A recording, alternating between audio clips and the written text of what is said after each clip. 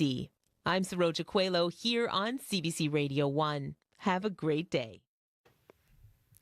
Good morning, everyone, and welcome to the show. I'm Marcy Marcusa. This is Information Radio. We're live in downtown Winnipeg on 89.3 FM, 990 AM on the app and on YouTube. It's already 3 degrees in Winnipeg. Today, we're going to have another windy day. Winds will be 20, gusting up to about 60 this morning later, and a high today of 14 degrees. So we're going to get back in those double digits for the city of Winnipeg. Brandon, chance of showers late this afternoon, a high 14 for you as well. And in Thompson, some snow, at times heavy, so local amounts of 10 centimeters. There is a snowfall warning for up around Tadouli, Gillam, Split, and South Indian Lake this morning. So this will be some of the heaviest parts where the snow is going to be coming to the north. So that sets up our day weather-wise. Let's say good morning to the team around the table. At 3 minutes to 6 o'clock, the show is Information Radio. It's on till 8:37. The director today is Corey Funk, who's made his triumphant return. Corey will be on the air covering the commute as well. Good morning as well to Abby Adiyemi, who's our senior tech behind the controls. Abby's on air covering weather. And good morning to Brad Lillies, who's our YouTube producer and mixer. So Brad waving hi there if you're watching the show. Heather Wells is also in, keeping track of what's making news and also what's developed overnight. She's here now with our headlines. Good morning. Well, people from Point Douglas and the Exchange District were among more than 100 people at a meeting last night about the province's proposed supervised consumption site. Manitoba has an application into Health Canada to put its first permanent site near the Disraeli Freeway. We're going to hear some of the people who spoke, some of the concerns that were raised last night. That's coming up. And one of the two leadership candidates for Manitoba's Progressive Conservatives is welcoming an idea from Premier Rob Canoe floating the idea of creating a second port in Hudson Bay. PC leadership candidate Wally Dowdrich says it is not a partisan issue. It is what he calls a common sense issue. I'll be back with more Manitoba news coming up at 6:30. All right. Thank you, Heather. You're welcome. In the show today, beyond what stories Heather will bring us in the news, we're going to be talking about people who need naloxone or HIV self-testing kits. They'll soon be able to get them for free and discreetly at St. Boniface Hospital. So we're going to learn more about a new vending machine that's being opened today, in fact. So that begins the show. A little bit later, we're going to tee up debate night. French debate goes tonight, so how will the leaders fare? So stay tuned for that. And we're going to go to a new clothing shop later as well that helps make Bollywood dreams come true in Winnipeg. Today on Q with Tom Power. Mike Portnoy is one of the greatest rock drummers of all time. He's been the driving force of Dream Theater for 40 years now. He'll be here to talk about leaving that band, why he came back to it, and why Rush was the whole reason he wanted to play drums in the first place. That's coming up on Q, followed by Commotion with Elamine Abdelmahmoud on CBC Radio 1, the CBC Listen app, and everywhere you get your podcasts. This is World Report. Good morning. I'm Marcia Young. The federal election campaign is approaching a critical phase. Canadians go to the polls in less than 2 weeks, and voters are about to get their only chances to see party leaders debate each other. The French debate is tonight in Montreal. It will begin 2 hours earlier than originally scheduled. The Montreal Canadiens have a critical hockey game. As Olivia Stefanovich reports, party leaders say they are happy to accommodate the fans. I would like anybody else, to watch the game. It might be the most Canadian thing ever. The French language debate rescheduled so it can start before the Habs take the ice tonight in what could be their last chance to secure a playoff spot.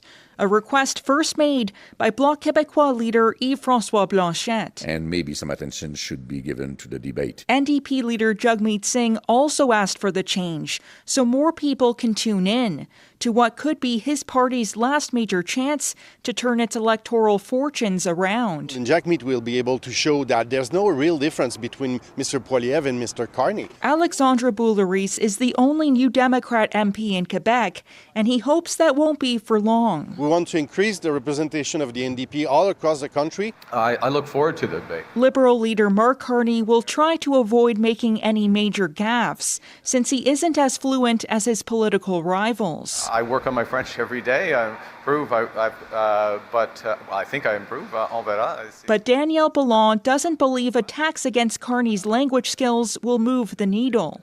He's the director of the McGill Institute for the Study of Canada. What's the impact on the polls? Nothing. or very little. And because Carney continues to hold a lead in the polls, Ballon is expecting the Liberal leader to get piled on as his contenders try to narrow the gap before Election Day. Olivia Stefanovich, CBC News, Montreal. You can watch tonight's debate with interpretation on CBC News Network, CBC Gem, or live streamed on CBC News platforms. And a reminder, the news start time for the debate is 6 p.m. Eastern. Chief Correspondent Adrian Arsenault will host post-debate coverage live from Montreal. Tomorrow, right here on CBC Radio, Susan Bonner and Pia Chattopadhyay will bring you full coverage and analysis of the federal leaders' English language debate. Special coverage begins at 7 p.m. Eastern on CBC Radio and the CBC News app. In Quebec, one hotly debated election issue is immigration. Under the Canada-Quebec Accord, both governments have rules. But who is allowed in is still the decision of the federal government. And as Kwabena Oduro reports, some employers are worried about a labor shortage that could get worse. We don't want a reduction in immigration. We want a better planification. Quebec Employers Group Strategic Advisor Denis Hamal says for every 10 workers that leave the labor market in the province, only 8 are coming back. And with an aging population and dropping birth rate, immigration is the answer. University of Laval Associate Professor Adele Garnier agrees. So we have to know that in terms of the province's economic growth, this is mostly due to immigration on the labor market. If there were no immigrants, then there wouldn't be any growth. To address the labor shortage, a few years ago, the federal Liberal government under Justin Trudeau loosened the guidelines for temporary foreign workers, which led to a spike in immigration. Emna Braham is the CEO of a Quebec think tank. She says in the last few years, population growth was abnormal for Quebec and Canada. We lost control of certain programs of immigration, so there was a need to regain control. Unlike other provinces, Quebec has a say in who it wants to take in and what criteria immigrants need to meet. But the federal government has the final say on who can enter the country. Quebec's premier has blamed immigration for the housing crisis. Mustafa Henway works with the Immigrants Workers Center in Montreal. But then now we have a new construction program to build homes, and we need migrants to build those homes. It will be a challenge for the next prime minister to align federal immigration policies with Quebec's. Kwabena Oduro, CBC News, Montreal. Chinese President Xi Jinping is in Malaysia. It is the latest stop in his tour of Southeast Asia. Xi is visiting his regional neighbors to shore up China's trade relationship. Beijing is under pressure from the Trump administration's tariffs of 145% on some Chinese-made goods. Lisa Shing tells us more. A welcome ceremony for President Xi Jinping in Malaysia, the second of 3 stops on a tour of Southeast Asia. It's a very smart move. Toronto Metropolitan University law and business professor Gil Land says even though it likely was planned in advance, the trip's timing may not be a total coincidence amidst growing tariff pressure from Donald Trump, the U.S. president threatening some of the highest levies on the countries Xi is visiting. It's a great opportunity for China to position itself at the helm of the World Trading Order. That was an opportunity granted to it by the United States. On his first stop in Vietnam, the Chinese president said the 2 countries jointly oppose unilateral bullying and promise to uphold the global free trade system. Trump grumbled about the tour earlier this week. We're meeting like trying to figure out how do we screw the United States of America? The visits could signal a strengthening relationship in the area, especially as China continues to invest billions in infrastructure projects in the region. But historic tensions won't evaporate overnight, says Ben Bland, director of the Asia-Pacific program at London-based think tank Chatham House. It's quite possible to distrust both great powers, or even at the margins to improve your relationships with both great powers at the same time. Xi is ending his tour in Cambodia, a country he hasn't visited in almost a decade. Lisa Shing, CBC News, Toronto. While in Malaysia, Xi is getting some good news from home. China's economy grew by 5.4% in the first quarter of the year. That was higher than expected, but it comes before Trump's tariffs hit the economy full force. Analysts suggest that the growth was spurred on by factories ramping up exports before the tariff spike. The Bank of Canada will announce its overnight interest rate later this morning. It comes at a time of economic turmoil generated by the Trump administration's global tariffs. The rate currently stands at 2.75%, but with all the economic uncertainty, the bank's next move is unclear. Peter Armstrong reports. Pity the central banker looking out at 70 years of global trade alliances disintegrating, trade flows thrown into jeopardy without any clear sense of how those pieces will be patched back together. Somehow, amidst all that, Bank of Canada Governor Tiff Macklem has to set interest rates and publish a forecast with the best guess on where the economy is headed. Unfortunately, the uncertainty we face is going to be here for a while. That was Macklem speaking to a group called Calgary Economic Development last month. The speech came as the trade war was still just starting. The chaos and uncertainty only ratcheted up on the so-called Liberation Day of April 2nd. And even then, all anyone wanted to know was what the Bank of Canada was going to do about all this. Macklem concluded the speech with this. Monetary policy cannot offset the effects of a trade war. What it can and must do is ensure that higher prices from a trade conflict do not become ongoing inflation. In other words, he says the bank's key job is to manage inflation. And even in a crisis, it needs to stay focused on that job. Still, cooler than expected price growth last month does give the bank some wiggle room if it feels the economy needs the boost of a rate cut as the trade war starts to bite. Peter Armstrong, CBC News, Toronto. Today is the last day for student voting on post-secondary campuses. Elections Canada has more than 100 polling stations set up across the country. As Peter Cowan tells us from St. John's, it has many younger voters thinking about the years ahead. Sure it was Avalon or East St. John. They'll tell you that inside. An Elections Canada employee is doing what she can to encourage students in Memorial University Student Centre to head in and vote. Nick Murphy is thinking about his future as he casts his ballot. He's studying salmon biology and works in a lab at the university. He's voting based on who he thinks will fund science research. That's what I want to do as a career, and it's really important that science projects get funded. In the last election, campus voting was scrapped because of the pandemic. But in 2019, more than 100,000 people voted this way. The special ballots mean students can vote in their riding back home or where they're living now to go to school. In the last election, fewer than half of 18 to 24-year-olds cast a ballot. But for Kaylee Patrick, it was important to vote.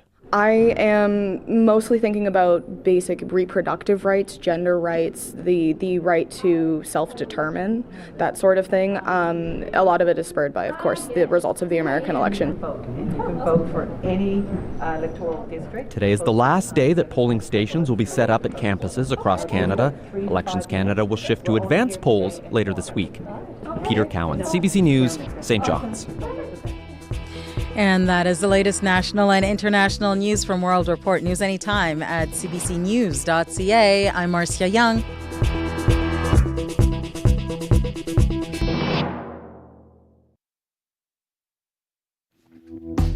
Well, back to double-digit weather, forecast-wise here in Winnipeg this morning. I'm Marcy Marcuso. Welcome to Wednesday. You're on Information Radio on CBC, 89.3 FM, 990 AM on the app and on YouTube. We are going to expect a little bit of wind, though.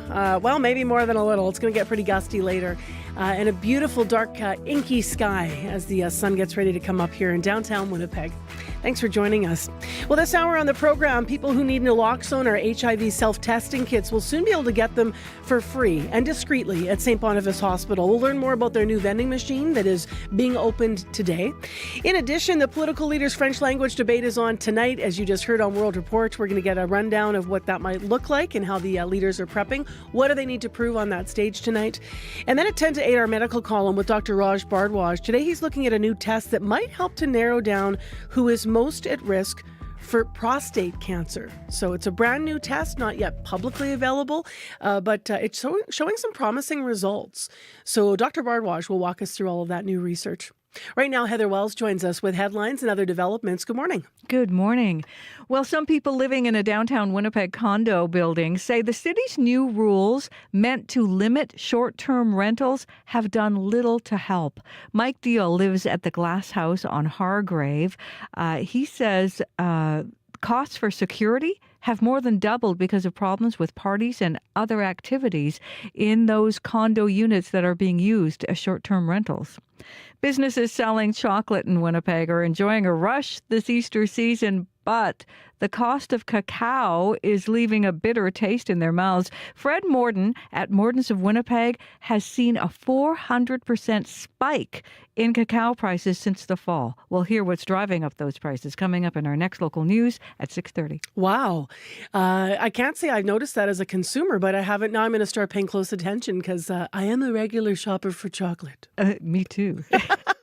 All right. Thank you, Heather. You're welcome. Let's get into what's happening with our forecast today. And I should mention we also have a warning area. So Abby's in to run down all the details. Yeah, let's start with that warning. I know we don't want to hear about snow, but we have a snowfall warning in play this morning. This will be impacting folks in northern Manitoba. We're tracking the system around the Tudor Lake and Gillam area where heavy snow is expected this morning through into Thursday. It's going to be heavier between Tudor Lake and Gillam. We're going to be seeing heavy snowfall. It's going to go into the overnight period and taper off tomorrow morning.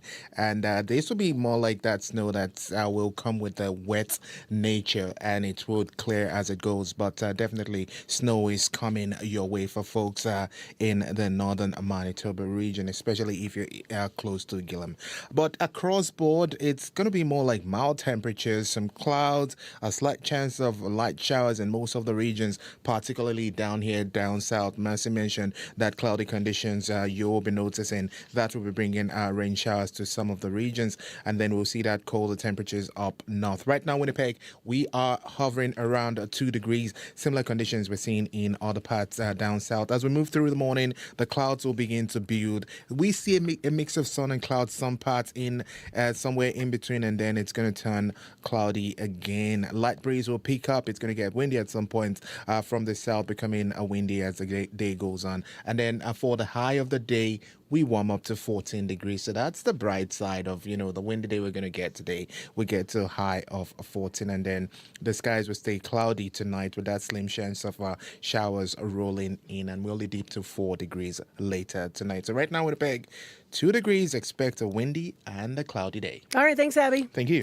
Corey Funk has made his triumphant return. How are you doing? Doing all right, doing good. Did you run, walk, roll? I rolled in today, and it was I biked 2 weeks ago, and it was not a great idea because it was still ice and everything, but it was smooth sailing, my first smooth sailing bike ride of the year. And so far, that's kind of seems to be the case across the province on the roads, bike lanes, sidewalks, all those things. Though Gillam, if you're around Gillam, already it is showing from Manitoba 501 covered highway conditions. So if you're driving around there, might not be a great drive for you. Other than that, though, if you do see anything else going on, give me a call on the CBC commuter line. That number, 204-788-3093.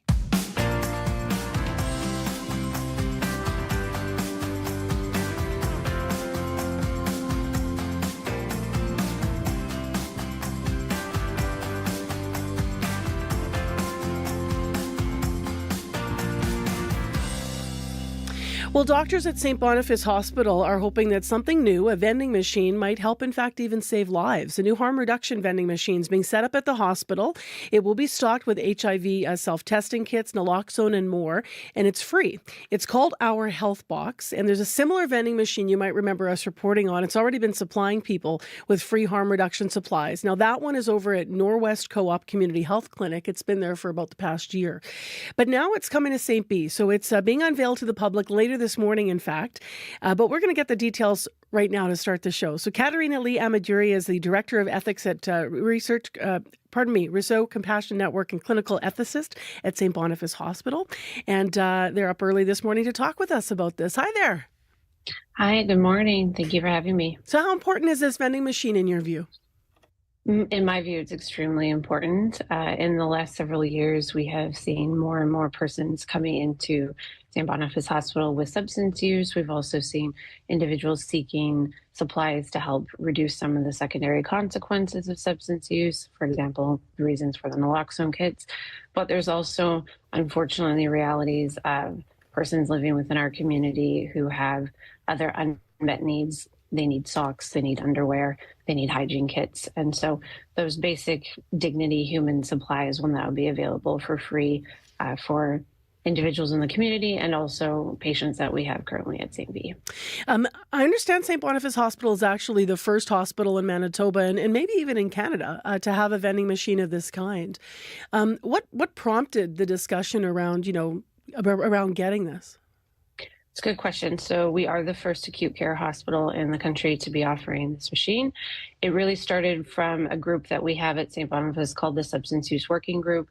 They're tasked with trying to provide initiatives and supports for those who are using substances, and that group has been working on things like sharps containers in bathrooms and appropriate policies to help persons that are using substances receive ethical treatment at St. Boniface. But it also started to see there were trends that were coming forward that were showing that we needed supplies both on an inpatient and an outpatient basis because persons were coming to St. Boniface for supplies, for naloxone kits, for safe injection supplies. And then it started to also show, unfortunately, with HIV being what many would call at a critical level right now in Manitoba, accessing self-testing kits is also at front of mind for many of us at this moment. Where is the machine physically placed? It's currently in the south entrance basement area across from Robin's Coffee, and that's its temporary location until about mid-September, in which it will have its final location outside the new entrance at St. Boniface's Emerge. We're moving it partly because of construction. Got it. How was it funded, this machine, and obviously the contents in it? So it's a variety of different supports. We have BMO involved, we have CanFAR, we have Reach Nexus. There's also private supports as well. And so it's a culmination of all of those initiatives, plus public health providing, for example, the needles and the sterile water for injection kits. But it's been a culmination of a variety of different factors. We definitely are, it's at the front of mind also about the sustainability going forward, because this is not, there's no cost associated with these supplies. And so part of the initiatives going forward will be seeing how many supplies we're going through, at what frequency, and at that point, looking to what other resources we potentially have to be able to upkeep those supplies. Yeah, because the government, if it were government funded, there would be stability there. But you're talking about, private donations and different businesses supporting. And so I was going to ask you about, in the long term, what happens. I want to ask you about something else. So we talked about what's in the machine, some samples, but there's also video screens that will help people with explainers. Is that right? Correct. Quite frankly, the screen is quite cool. You have the opportunity to be able to tap which product you're interested in. And for example, if it's a naloxone kit, it will tell you about overdose. It will tell you how to utilize a naloxone kit. It will give you that information. The machine is really interactive. There's also a French component in it as well, because of course, St. Boniface being bilingual, but it allows the person who's coming up to the machine to learn about the supplies and what's in each package. And then additionally, of course, have the education needed to be able to utilize the supplies. It's not like a typical vending machine where you see that Coca-Cola bottle and you click A3. It's completely digital. And then you click an image of the product that you're interested in, and then you get a ton of information about that product. I understand it'll also be able to help and be used as a way to offer information if there's like a warning of a bad batch of drugs, for example. Yes. So the interface of it, it's effectively like a large computer. You can put information about public health concerns, potentially with substances that are around a community. There's also access to just available resources. So there's almost like an index where people can try to seek other supports that they are looking for. And so it's meant not just as the dissemination of these supplies for individuals, but you're absolutely right, information sharing too. The health box is targeted and available, I understand, to those 16 or older in Canada. How do you make sure that happens? How can the age limit be tested, given that it's a vending machine, it'll be in a public area, and obviously it's free? So when a unique person goes up to the machine, they are prompted to effectively pick a color, pick an animal, and then input a year of birth. Obviously, there are limitations within that where potentially a younger person could not pick the accurate year of birth, but we are making the assumptions that when people are trying to go in and remember what type of unique user ID that they have, that they're likely going to have a fairly accurate year of birth. So there's a little bit of good faith involved here. There is definitely good faith involved here. Yeah. How important overall, I mean, you alluded to this throughout all of your answers, but how important are initiatives like this when it comes to harm reduction in Winnipeg right now? So there's lots of different avenues for harm reduction in the sense that you have Street Connections, you have other public health agencies, you have communities of service around CB that do provide supplies. But unfortunately, Manitoba right now has a significant increase and stable increase in substance use in general. And now we're also seeing other secondary consequences that can come from that, including HIV, infective endocarditis, and a variety of other secondary health concerns. Those health concerns, of course, are not only harmful potentially to the person that may contract them, but they're also quite frankly, increase in healthcare resources that are then meant to help those secondary consequences. So it's partly reducing just even in general the types of healthcare needs that people are going to maybe have as a association with their substance use. And so really trying to reduce infection and make person's quality of life more better, arguably. Mm-hmm. And so it's multifactorial, right? Because naloxone kits, of course, will also prevent overdose deaths too. So it's meant to help us in many capacities and to create more access within our community. Good luck with the unveiling later this morning. Thank you so much on what's going to be a busy day, I suspect, making time for CBC early. Thank you. Thank you. That is Katarina Lee Amajuri. She's a clinical ethicist at St. Boniface Hospital. And so that vending machine, by the way, another tool in the toolkit to help folks, is going to be officially launched later today. This election, your vote matters more than ever. CBC News is your go-to with real-time election tools, helping you make an informed decision. Use Vote Compass to find out which party is closest to your views. Compare election platforms from Canada's major parties with the Party Platform Tracker. And in the lead up to the election, find out where the polls stand with Poll Tracker. Because this is your vote. Canada Votes 2025. Visit cbcnews.ca or download the free CBC News app. And so tonight is French debate night. Thomas Galipeau joins us now, PhD candidate in political science at the University of Toronto. Good morning to you. Good morning. Happy to be here. So we had some analysis of this yesterday, but in your view, what do each of the two top contenders need to achieve in these debates, the leader of the Liberals and the leader of the Conservatives? So the most important thing for both leading contenders is to avoid gotcha moments, which could be clipped and then reused in the debate coverage. The main idea is that even if national debates do enjoy a good viewership, most people do not watch the whole broadcast. And in the end, they focus more on post-debate coverage, which stays salient in the media for a couple of days usually. So in a sense, as long as they don't lose, they remain somewhat winning. What does Jagmeet Singh need to do? Jagmeet Singh is trying to salvage the campaign, and we've seen it by the change of messaging towards something more of a trying to convince the voters that the Liberals need to be in a minority position, so they can. So the NDP will be in a good position to push again for more left-wing policies. That's a way of maximizing policy without maximizing votes or seats in the legislature. We were just hearing on World Report some analysis that obviously Mark Carney is going to have challenges in French tonight, articulating his views. His French obviously isn't where he would like it and where a lot of others might like it. How much will that matter? There's some analysts this morning saying that to the average person voting, that the linguistic skills, won't necessarily change someone's vote. But tonight, do you think that they're going to go after him hard for that? That's a very possibility, but I think a lot of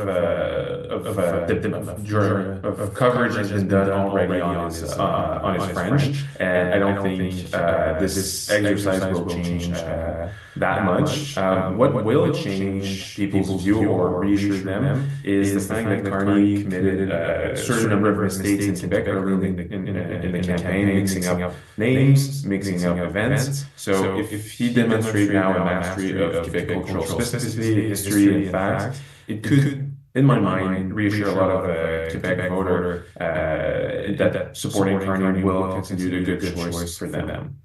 U.S. President Donald Trump's trade war, of course, and affordability are turning out to being the major concerns of Canadians when you look at, many of the polls and what Canadians are sharing with CBC, at least.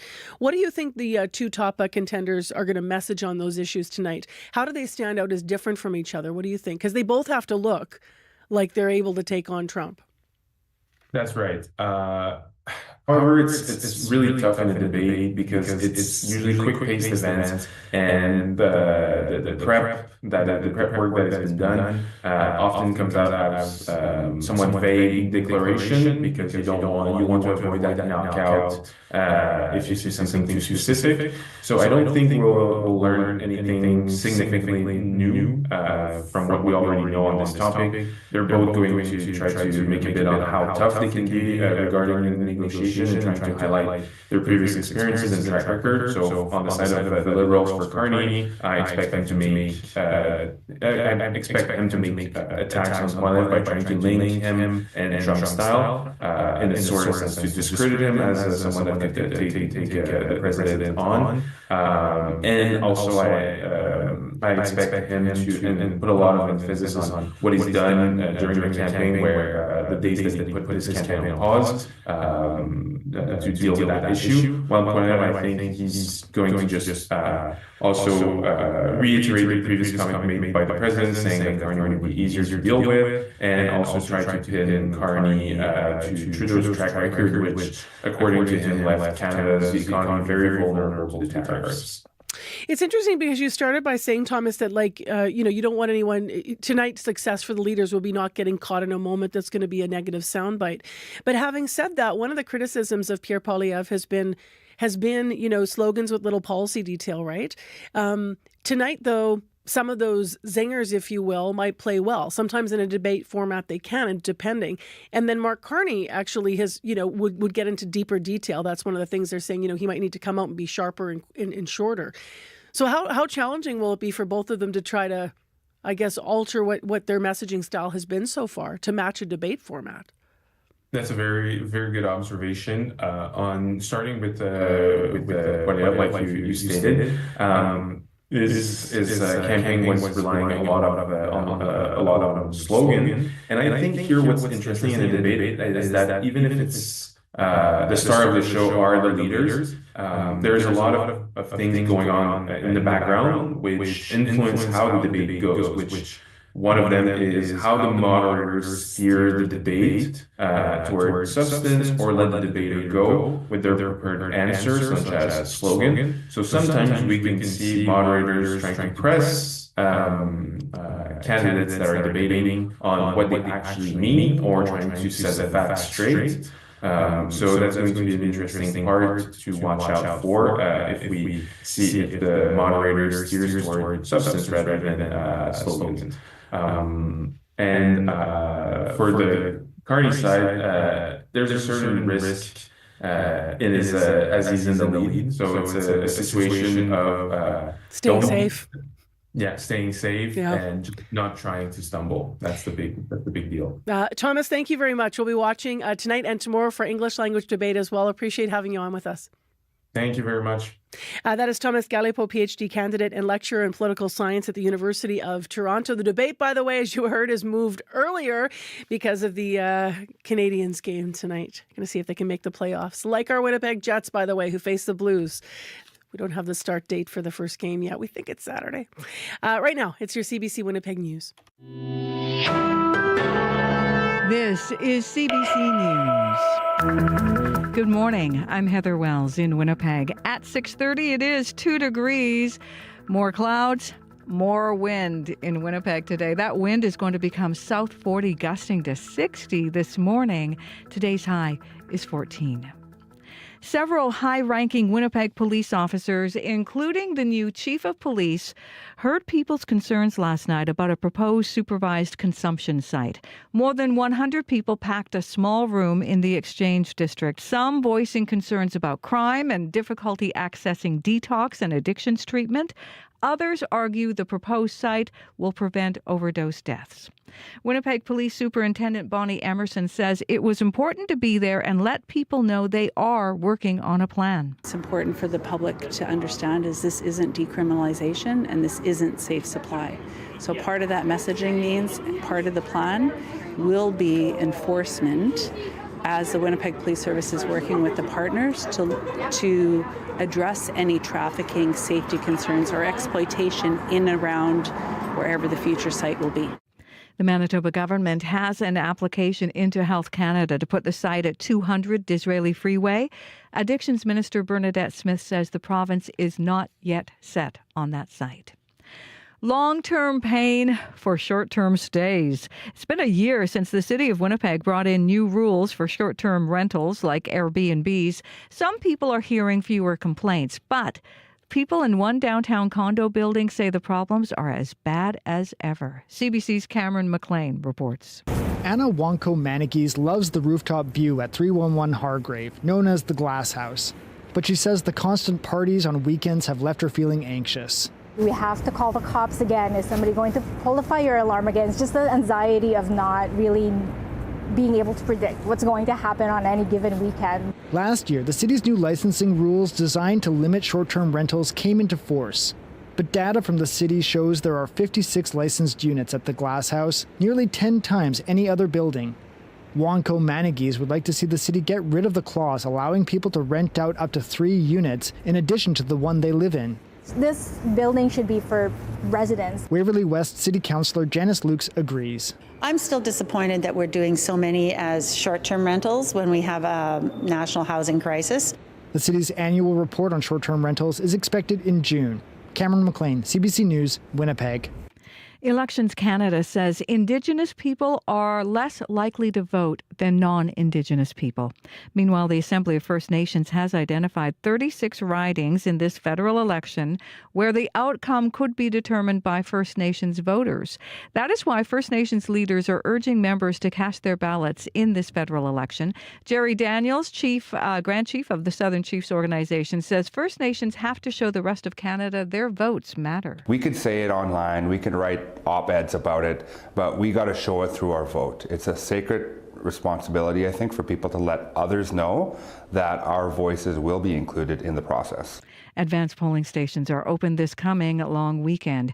Now, the federal election campaign is approaching a critical phase. Canadians vote in less than 2 weeks, and voters are about to get their only chances to see the party leaders debate each other. The French debate is tonight in Montreal. It will begin 2 hours earlier than originally scheduled. The Montreal Canadiens have a critical hockey game. The Bank of Canada will announce its overnight interest rate later this morning. It comes at a time of economic turmoil generated by the Trump administration's global tariffs. The rate currently stands at 2.75%, but with all the economic uncertainty, the bank's next move is unclear. You can hear the latest national and international news coming up on World Report at 7.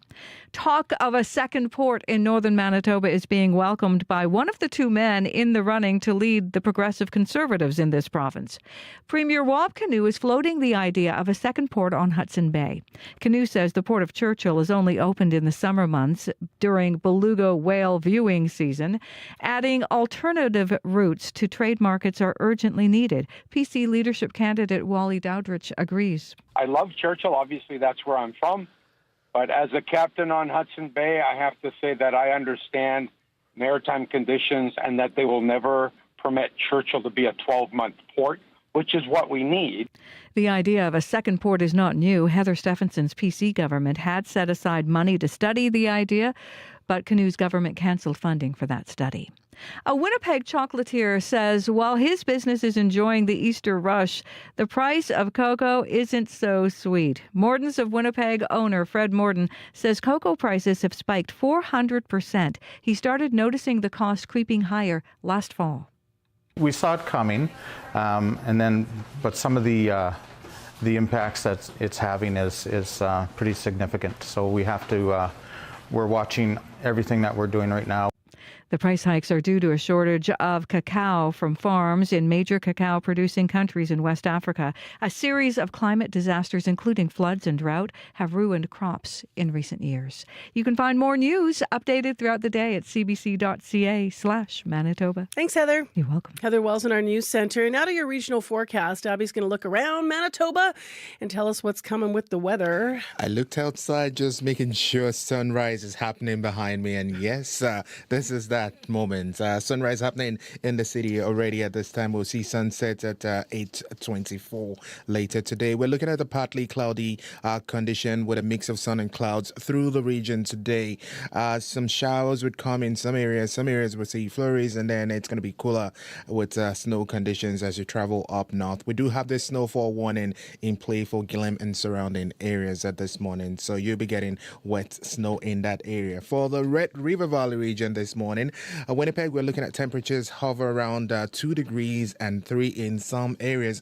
Partly cloudy skies. We have more clouds will build in through the day. It gets breezy at some point with the winds shifting direction from the south, and we're heading to a high of 14 today. Those cloudy conditions will stay with us into the evening period, and then there's a slight chance of showers, light showers overnight. Similar conditions we're seeing in the Pembina Valley region, Morden, Winkler, Morris. I'll turn all the way down to the U.S. border. You're partly cloudy at this time, 2 degrees. Cloud cover will increase through the day. You'll warm up to 16.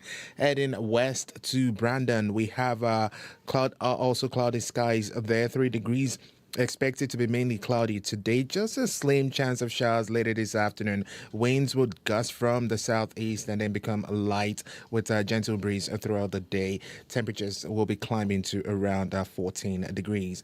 Down in Dauphin, we're looking at 3 degrees in the Parkland region. Cloudy skies also greeting you this morning.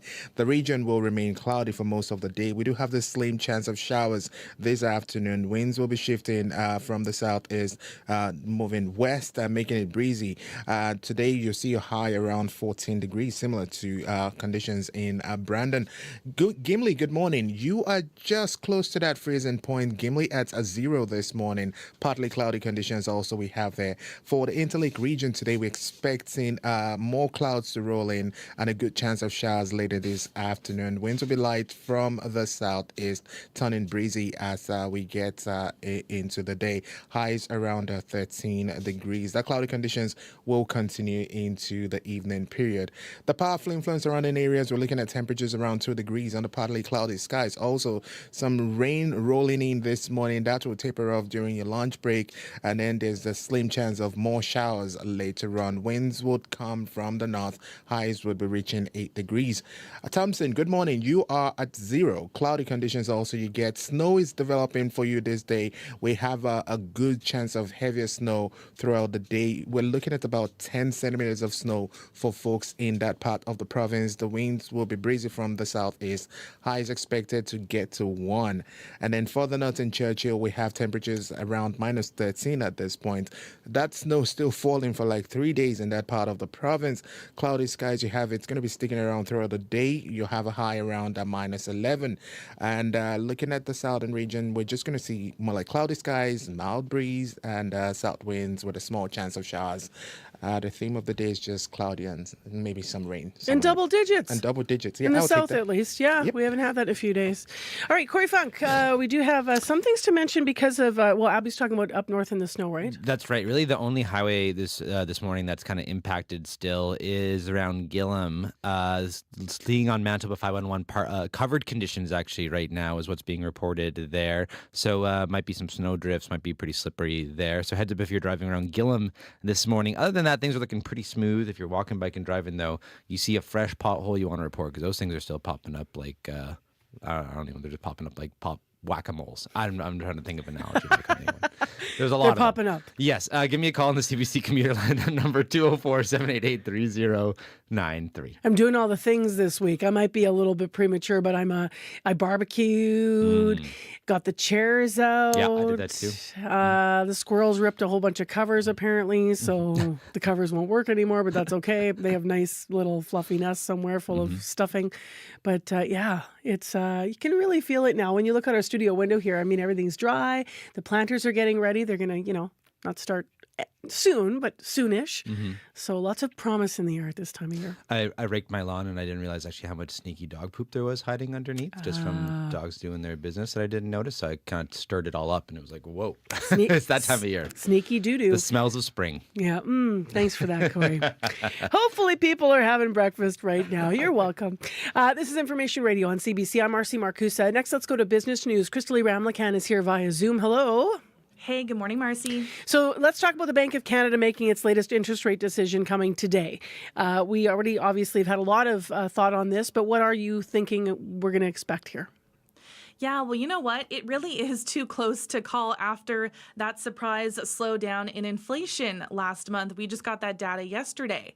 So it's a coin toss, with some economists leaning toward a hold and others saying a cut is warranted. So some say the trade war will push the central bank to lower interest rates in order to cushion economic blows such as a slowdown in exports, hits to consumer and business confidence, and a possible recession hitting the economy this year. But others see a boost from the removal of the consumer carbon price, allowing the central bank to hold on rates today.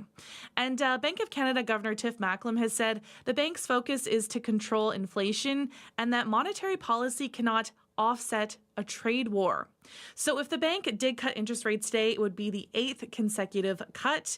It lowered the key interest rate by 1/4 point last month, and it now sits at 2.75%. And the central bank is also expected to release an updated monetary policy report today, but has warned it may not include a singular guiding economic outlook amid all of this increased uncertainty. Let's go to another story. The media business is facing another blow, this time with access to the White House. Yeah, that's right. So the Trump administration is removing the wire position in the presidential press pool, affecting, outlets like the Associated Press, Reuters, and Bloomberg.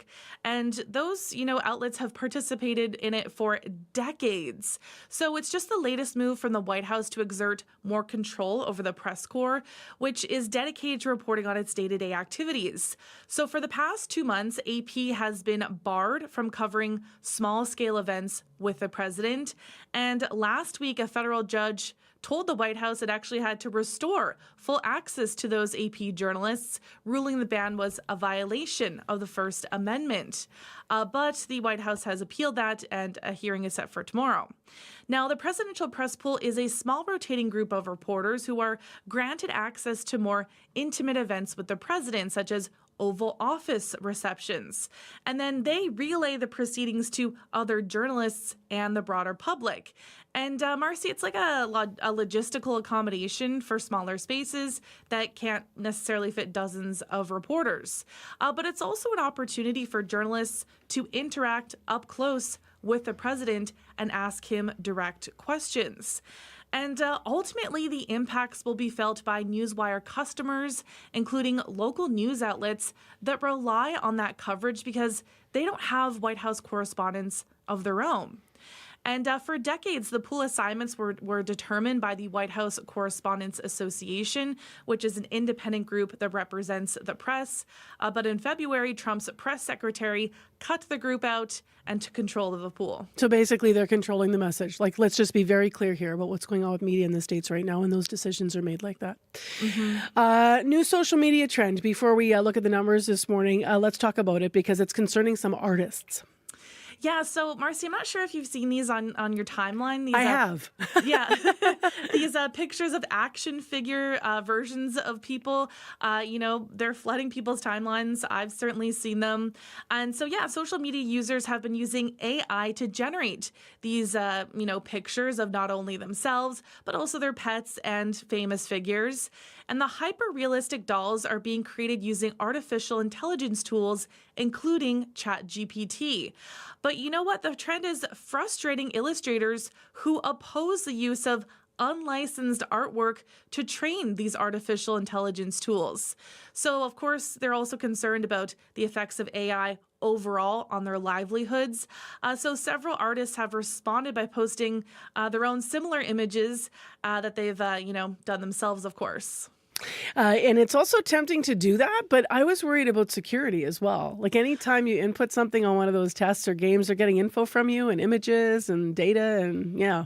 I agree. I was like, yeah, hey, internet, scan the internet for my face. This is exactly who I am and all the things that I like. Yep. I'll just put it into, Chat GPT or whatever. Just by way of a point of caution, right? All right, what's going on in the markets today?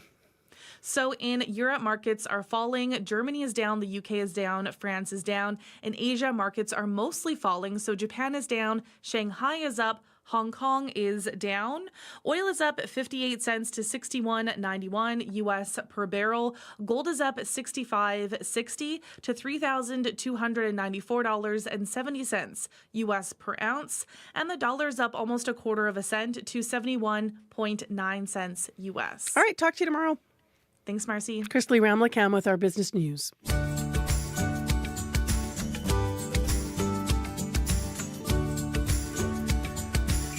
Well, the following airtime is made available for messages provided by registered political parties as required by the Canada Elections Act.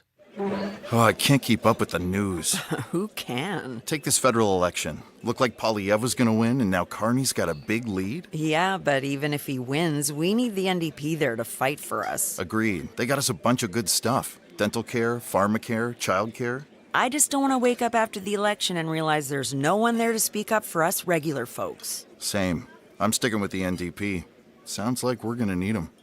Authorized by the registered agent for the New Democratic Party of Canada.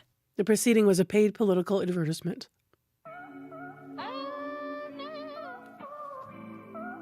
Two degrees in Winnipeg.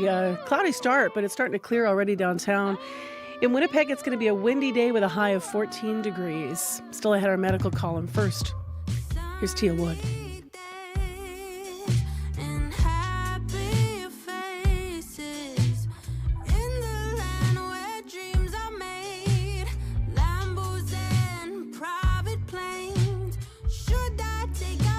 To leave them in, they look at me like I'm a Martian. But when I'm about to bring out the comb, I think about the dirt roads,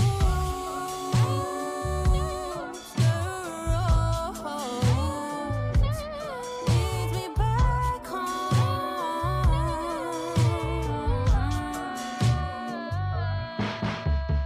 Big stars in the making. Do I got what it takes though? That always told me I was a lion. Why do I feel like a mouse cornered by a giant? Should I take out my braid to leave them in? They look at me like I'm a Martian. But when I'm about to bring out the comb, I think about the dirt roads,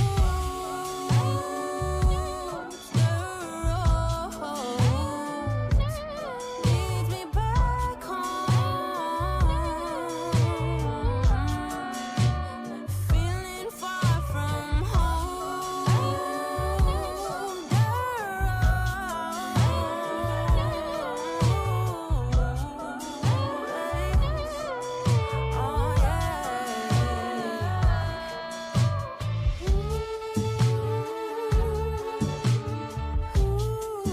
Oh Tia Wood and Dirt Roads talking about her hometown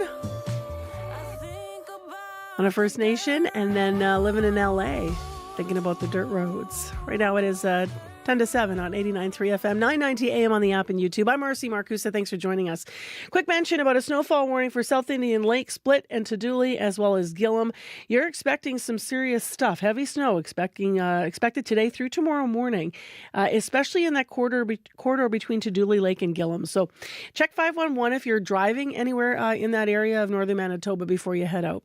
It's time for our medical column today, and according to the Canadian Cancer Society, on average, 76 men in Canada every day are diagnosed with prostate cancer. That's about 22% of all new cancer cases in men every year. Against that backdrop, there's word of a new test that's caught the attention of Dr. Bardwaj. Dr. Raj Bardwaj is our medical columnist. Now, research about the new test is test that uses a sample of saliva or spit was published last week in the New England Medical Journal of Medicine. The results suggest that the test can help determine who might be at greatest risk. But there are some challenges with it, including the fact that you can't use it yet publicly. But Dr. Raj Bhardwaj spoke to us about it yesterday. Good morning, Marcy. So how is the new prostate cancer screening test different from what doctors currently use? Yeah, so right now to screen for prostate cancer, we use a blood test that measures levels of a chemical called PSA, prostate specific antigen, because PSA levels usually go up when there's prostate cancer. So it's looking for whether you might have an active cancer at the moment. This new spit test isn't looking for chemical levels of anything. They're using your spit to collect some cells so they can look at your genetic blueprint. And they actually look at 130 different genetic variants that make people more likely to develop prostate cancer.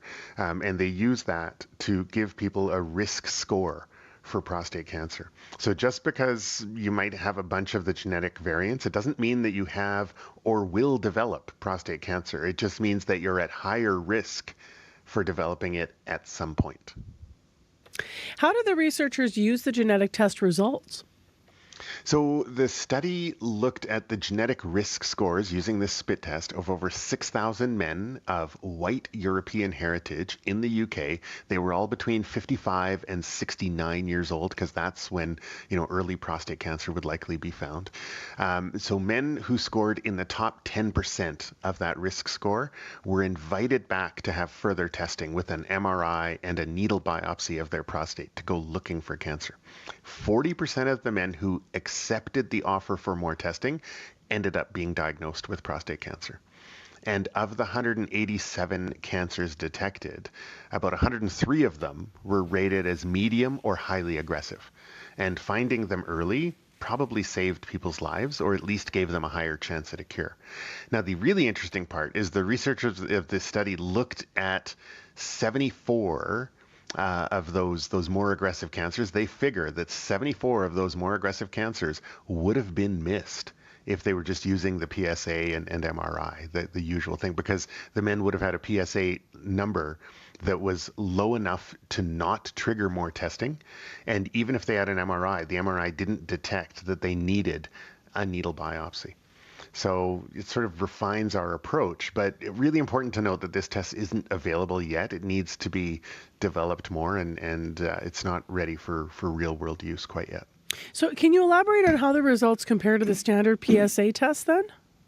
Yeah, so we can't do a direct comparison, but from this study, we know that 40% of those people who accepted the offer for more testing ended up being diagnosed with prostate cancer. When we look at PSA, we know that statistically about 25% of men who have a high PSA level will actually have prostate cancer. So that's sort of better right there. The problem with the PSA test, though, is the 75% of men who have a high PSA who don't have cancer. Right? Because there's other things that can elevate your PSA. So the big one is age. Your PSA goes up as you get older. And the overall size of your prostate increases your PSA. Infection can raise your PSA. There are actually medications that can lower your PSA level, but they don't change your prostate cancer risk. But then if you're on those meds, then we're like, well, how do we interpret this PSA number, right? So it kind of makes sense that researchers are looking for a better strategy to screen for prostate cancer than we have so far. What are the other risk factors for developing prostate cancer other than genetics? Yeah, so genetics for sure. Other, doesn't matter if we use sort of, genetic tests like this, or just even by knowing that, hey, you've got a parent, a child, or a sibling who's been diagnosed with prostate cancer. But there's some other risk factors for sure. So according to the Canadian Cancer Society, prostate cancer occurs in Black men, including men of African or Caribbean ancestry, more often than in people of other ethnicities. So that's an important risk factor. And just as an aside, if you notice, this research was limited to 6,000 men in the UK of white European ancestry. So that's one of the reasons that there's still a lot of work to be done. We've got to broaden the applicability of a genetic test like this. Other than genetics, though, there's evidence that being overweight and having a high level of body fat is linked to a higher risk of prostate cancer and a higher risk of developing a more aggressive type of prostate cancer. And here's a weird one. Being tall is also a risk. Really? Yeah, probably because there might be some overlap between the genes that allow people to grow tall and the genes that might allow for prostate cancer to develop as we get older. As you said, this new genetic screening test won't be available for some time. So while we await that, what are the guidelines right now, remind us, for screening for prostate cancer with the PSA test? You know, it's weird, but screening for prostate cancer in men as they get older is one of the most hotly debated things in preventative care medicine. And it's partly because, you know, one person might have cancer but might have a normal PSA test. Another person might have an abnormal PSA but no cancer, right? So the PSA isn't a super specific test. But the other problem with this is that prostate cancer itself is complicated. So most men with prostate cancer do not die of prostate cancer. It might grow so slowly that they die of something completely unrelated before they ever need treatment of their prostate cancer.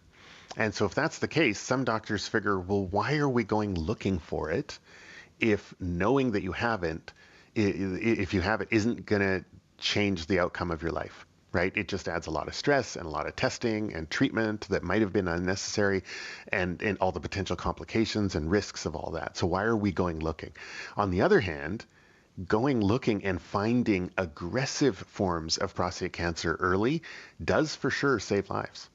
So it's complicated, and this is why there are actually different recommendations about how to do prostate cancer screening from different expert groups within medicine.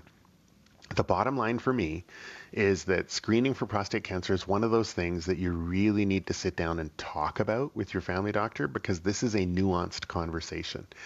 That conversation should happen around age 50 and younger if you're not of white European descent. And certainly younger if you have a history of prostate cancer in the family, because, you know, both of those are things that we need to watch out for. But there are risks and benefits to having the test done. But here's the other thing. If you're noticing that you're peeing more frequently or urgently, or getting up most nights to go pee, or if your urine stream isn't as strong as it used to be, and for sure if you notice any blood in your pee, then please go see your doctor about that as well. Those could be signs that your prostate needs some attention. All right, Dr. Bardwaj, thank you. My pleasure. That's our medical column with Dr. Raj Bardwaj. Now let's go live to our news center. Heather Wells has developing news this morning in Manitoba. Good morning. Well, one of the newly elected youth chiefs of the Southern Chiefs Organization is encouraging First Nations young people to get out and vote. Billy Bird is 18, voting in his first federal election. He says his ancestors never had the right to vote, making it more important to show First Nations are still strong and resilient. Advanced voting, by the way, those polling stations open this coming long weekend. Businesses that sell chocolate in Winnipeg are enjoying a rush this Easter season, but the cost of cocoa is leaving a bitter taste in their mouths. Fred Morden at Morden's of Winnipeg has seen a 400% spike in cocoa prices since fall. I'll be back with more Manitoba news at 7:30. Thank you, Heather. You're welcome. Well, big smiles of folks getting off the buses through our studio window this morning, and why not? We're going to have 14 degrees, it's going to be windy, and the sun is going to rise today. Although we might not see much of it, we have increasing cloud through the morning. There's a snowfall warning for South Indy and Split to Dooley and Gillam. You're expecting heavy snow tonight into tomorrow. In the commute this morning, call us if you have a problem, 788-3093, and check 511 before you head out, especially north, because around Gillam, lots of snowfall already. In the next hour of Information Radio, we'll find out what Manitoba Company is doing to improve access to eye care on remote First Nation communities. Also, we're going to visit a new clothing shop that's helping make Bollywood dreams come true. Stay tuned. Going into this election, the Liberals and the Bloc each held 33 seats out of the 78 in Quebec. I'm in Quebec City as part of our cross-country road trip. Quebec is a crucial battleground in this election. There are enough seats here to give any party a big lead. We'll speak with Quebecers about sovereignty, language, and what the rest of the country doesn't understand about this province coming up on The Current. The Current with Matt Galloway. This morning at 8:37, 9:07 in Newfoundland, and on the CBC Listen app. This is World Report. Good morning, I'm Marcia Young. The next two nights could prove pivotal in the federal election campaign. Party leaders face each other in the only debates of the race. Tonight's French debate is in Montreal. But just hours before the event, one party is being booted from the contest. The Debates Commission has rescinded its invitation to the Greens. The commission says the party does not meet the criteria to participate. Janice McGregor joins me now from our parliamentary bureau. And Janice, walk us through this. Marcia, the criteria was clear here. The Green Party needed to run candidates in 90% of the ridings in order to be able to participate. And the simple fact is they didn't actually get on that many ballots. In its statement this morning, the Debates Commission says that because the party intentionally reduced the number of candidates it was running for strategic reasons, it no longer meets the intention of the rules that were set. Now, whether or not it intended at one point to run 343 candidates across Canada, as it first suggested it could, voters no longer have the opportunity to vote for that many people. A decision not to run in some ridings out of a fear of splitting the vote, for example, inconsistent, the Commission finds, with the criteria set out for a party's viability. And so, including the leader under these circumstances, the Commission said would undermine the integrity of the debates and the interests of the voting public. Green Party leader Jonathan Pedno yesterday was defensive in an interview with CBC News, saying he wanted to talk about the party's policies, not its tactics and internal politics, but the consequence of failing to run as many people as they originally pledged is that he's not going to be talking at all tonight. So when the remaining leaders take to the debate stage, what will you be watching for, Janice? This year's format is going to be a more open debate with one moderator introducing each of the 5 topics, posing questions, but then the leaders are going to be able to have at each other. It could be more freewheeling, unpredictable. We've seen Yves-François Blanchet and Jagmeet Singh do this before, but we have not seen Pierre Poilievre and Mark Carney do this. In fact, part of what's going to make tonight so interesting is because Carney's never even had a seat in the House of Commons, it is going to be the first time we see Poilievre and Carney square off face to face. Reporters yesterday asked the guy who is ahead in the opinion polling right now, Carney, whether he's nervous, particularly about debating in his second language first. Look, I work on my French every day. I improve, but I think I improve. On verra. I see. Debates don't always move the needle, but sometimes there are moments that change minds. The stakes are high tonight. We'll see. Thanks, Janice. You're welcome. The CBC's Janice McGregor in Ottawa. You can watch tonight's debate with interpretation on CBC News Network, CBC Gem, or CBC News online platforms. And a reminder, the new start time for the debate is 6 p.m. Eastern. And tomorrow, right here on CBC Radio, Susan Bonner and Pia Chattopadhyay will bring you full coverage of the federal leaders' English language debate. That begins at 7 p.m. Eastern on CBC Radio and the CBC News app. Liberal leader Mark Carney's past work at a multi-billion-dollar investment firm has been criticized by Conservatives. Now some members of that party are acknowledging they have money in the enterprise. Before entering the Liberal leadership race, Carney chaired Brookfield Asset Management, one of the world's biggest investment operations. Tom Perry has more. Mr. Carney is not a businessman. He is a political grifter who's used. Conservative leader Pierre Poilievre has been unsparing, attacking Mark Carney for his time at Brookfield Asset Management. How would Mark Carney ever be trusted to make our tax system fair when he's invested in a company that has billions of dollars of cash stashed away in an overseas tax haven? At Brookfield, Carney oversaw green energy funds, set up for Canadian and international investors, but based in tax havens like Bermuda and the Cayman Islands. Carney and others have argued that's perfectly legitimate. The structure is organized so that Canadian pension funds can get the most benefit for the pensioners, which are teachers, retired first responders, and public servants. Records filed with the Federal Conflict of Interest and Ethics Commissioner in 2024 show half a dozen Conservative MPs with investments in Brookfield or Brookfield-related firms. That includes Deputy Leader Melissa Lantsman, who has accused Carney of dodging Canadian taxes, but who reported an undisclosed amount of shares in a Brookfield fund based in Bermuda. In a statement, a Conservative spokesperson said the party's MPs have fully disclosed their financial assets, while accusing Carney, whose assets are in a blind trust, of refusing to disclose what they call his own conflicts of interest. Tom Perry, CBC News, Ottawa.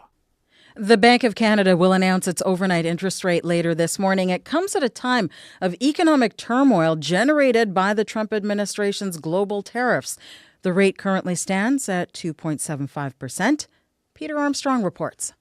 Pity the central banker looking out at 70 years of global trade alliances disintegrating, trade flows thrown into jeopardy without any clear sense of how those pieces will be patched back together. Somehow, amidst all that, Bank of Canada Governor Tiff Macklem has to set interest rates and publish a forecast with the best guess on where the economy is headed. Unfortunately, the uncertainty we face is going to be here for a while. That was Macklem speaking to a group called Calgary Economic Development last month. The speech came as the trade war was still just starting. The chaos and uncertainty only ratcheted up on the so-called Liberation Day of April 2nd. And even then, all anyone wanted to know was what the Bank of Canada was going to do about all this. Macklem concluded the speech with this. Monetary policy cannot offset the effects of a trade war. What it can and must do is ensure that higher prices from a trade conflict do not become ongoing inflation. In other words, he says the bank's key job is to manage inflation. And even in a crisis, it needs to stay focused on that job. Still, cooler than expected price growth last month does give the bank some wiggle room if it feels the economy needs the boost of a rate cut as the trade war starts to bite. Peter Armstrong, CBC News, Toronto. Ukraine's parliament has extended martial law in the country until August. It allows Ukraine to mobilize troops and suspend the election cycle. Russia's invasion continues. Just one of the 357 lawmakers voted against the extension. Martial law in the country would have expired on May 9th. The UK Supreme Court has ruled this morning on the legal definition of woman. Here's Justice Patrick Hodge announcing that decision. The unanimous decision of this court is that the terms woman and sex in the Equality Act 2010 refer to a biological woman and biological sex. The decision means people who are trans and have a certificate declaring them female cannot be considered women for the purpose of equality law. Justice Hodge adds, though, that trans people do have legal protections against discrimination and harassment. Rights group For Women Scotland was fighting a Scottish law that had defined those with gender recognition certificates as women. Community leaders and candidates are making a big push to get Indigenous voters to the polls. The Assembly of First Nations has identified 36 ridings where First Nations voters could determine the outcome. But Elections Canada says their data shows Indigenous people are less likely to vote than non-Indigenous Canadians. Karen Pauls has more on the story. Churchill-Keewatin-Nook-Aski is Manitoba's northernmost and largest riding, pretty much the same size as Sweden. Candidates have been traveling on ice roads, real roads and planes to connect with voters.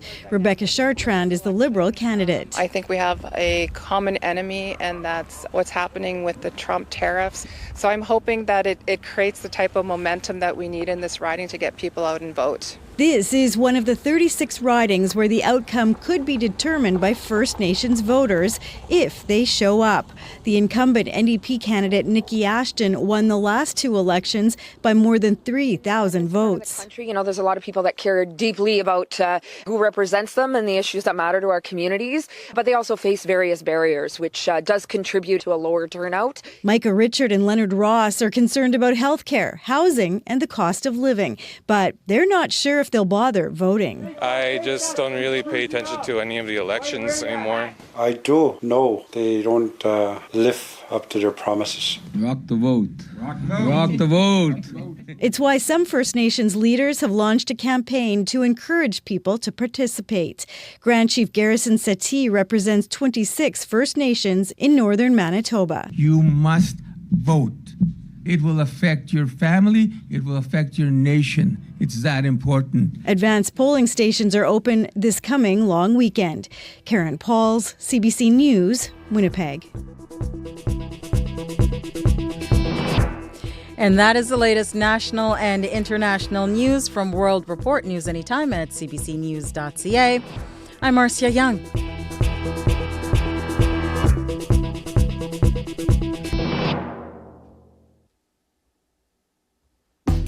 Partly cloudy and 2 to start our Wednesday morning. Thanks for joining us here on CBC. This is Information Radio on 89.3 FM, 990 AM on that app and YouTube.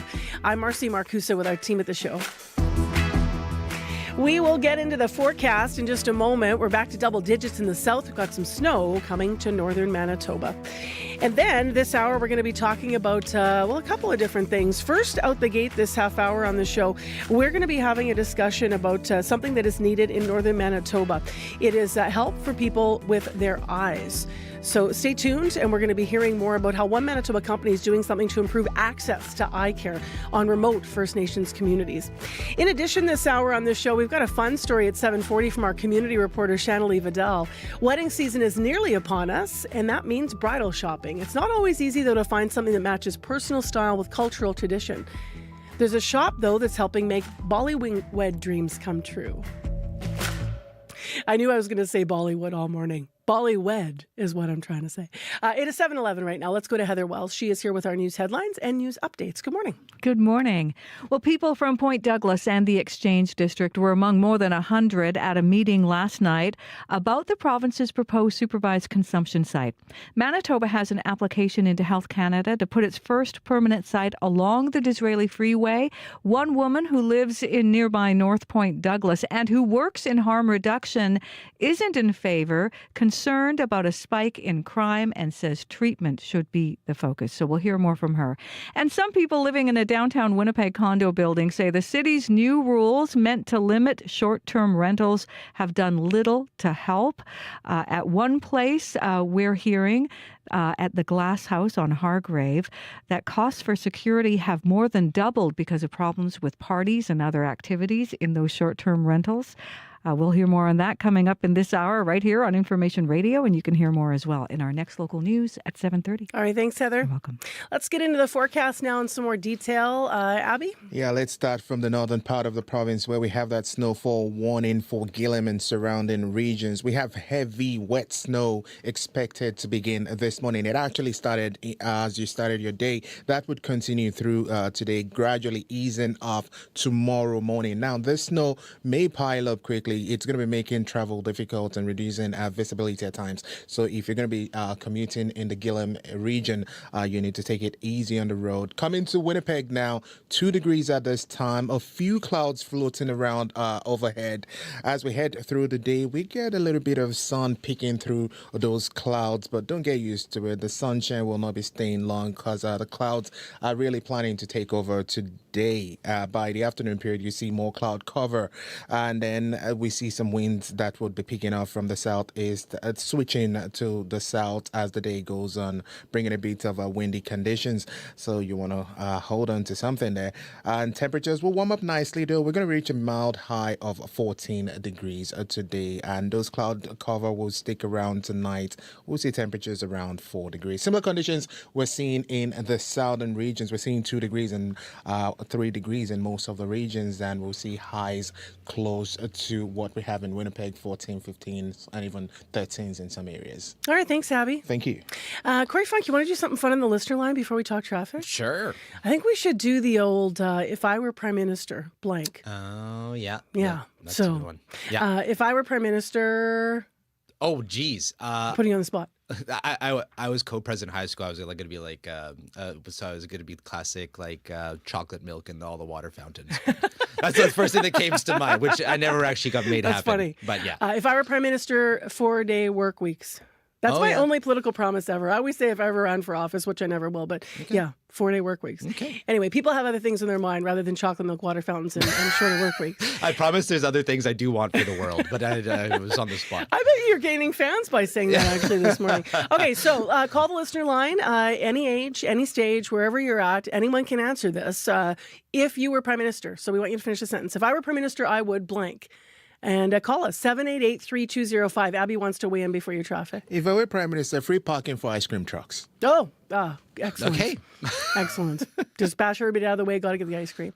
788-3205. That is our listener line. It is a different phone number if you want to call Corey with details on the commute. Has it been quiet so far, though? Fairly quiet so far. I will tell you, it's still a problem northbound Pembina, just as you approach Stafford. That left lane is closed for sewer work right now. So people are kind of going around and trying to do U-turns, and it's pretty backed up there. That is expected to last until only tomorrow, so should be cleared up by the end end of the week. But right now, if you're northbound Pembina approaching Stafford, you can't turn left there right now. Just a heads up. Other than that, highways around Gillam, snow covered right now, so be careful up there. But if you see anything else going on, if you're walking, biking, driving, give me a call on the CBC commuter line. I'll let you know, folks know what you're seeing out there. 204-788-3093.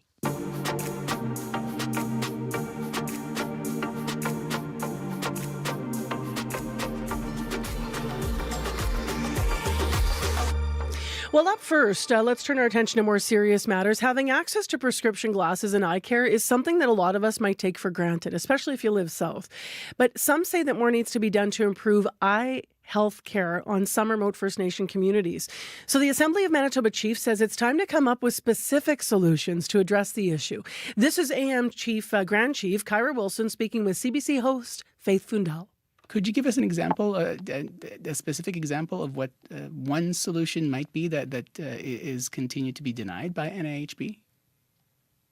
Well, right now, there are service providers that are wanting to go into community and they're wanting to provide teleoptometry, so being accessible to all the community members. And so right now, First Nations Inuit Health Branch, they're saying that teleoptometry is not being funded. This is not a service that they are willing to provide or pay for.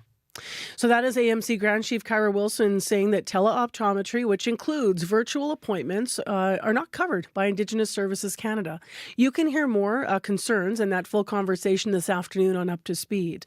But right now, let's talk about some organizations that are still trying to come up with a fix. One of them is True North Health. That company's been working with First Nations communities to help bring clinics to them and make it easier for folks living in remote areas to see an optometrist regularly. Trey Westwood speaks for True North Health, and he joins us live in studio. Good morning. Thanks for being here. Good morning, Marcy. Thank you very much for the invitation. So we'll talk about teleoptometry in a moment, but how do you characterize how, eye care works in these communities right now and the lack of access? Well, this is the general program that's in place for remote or faraway communities.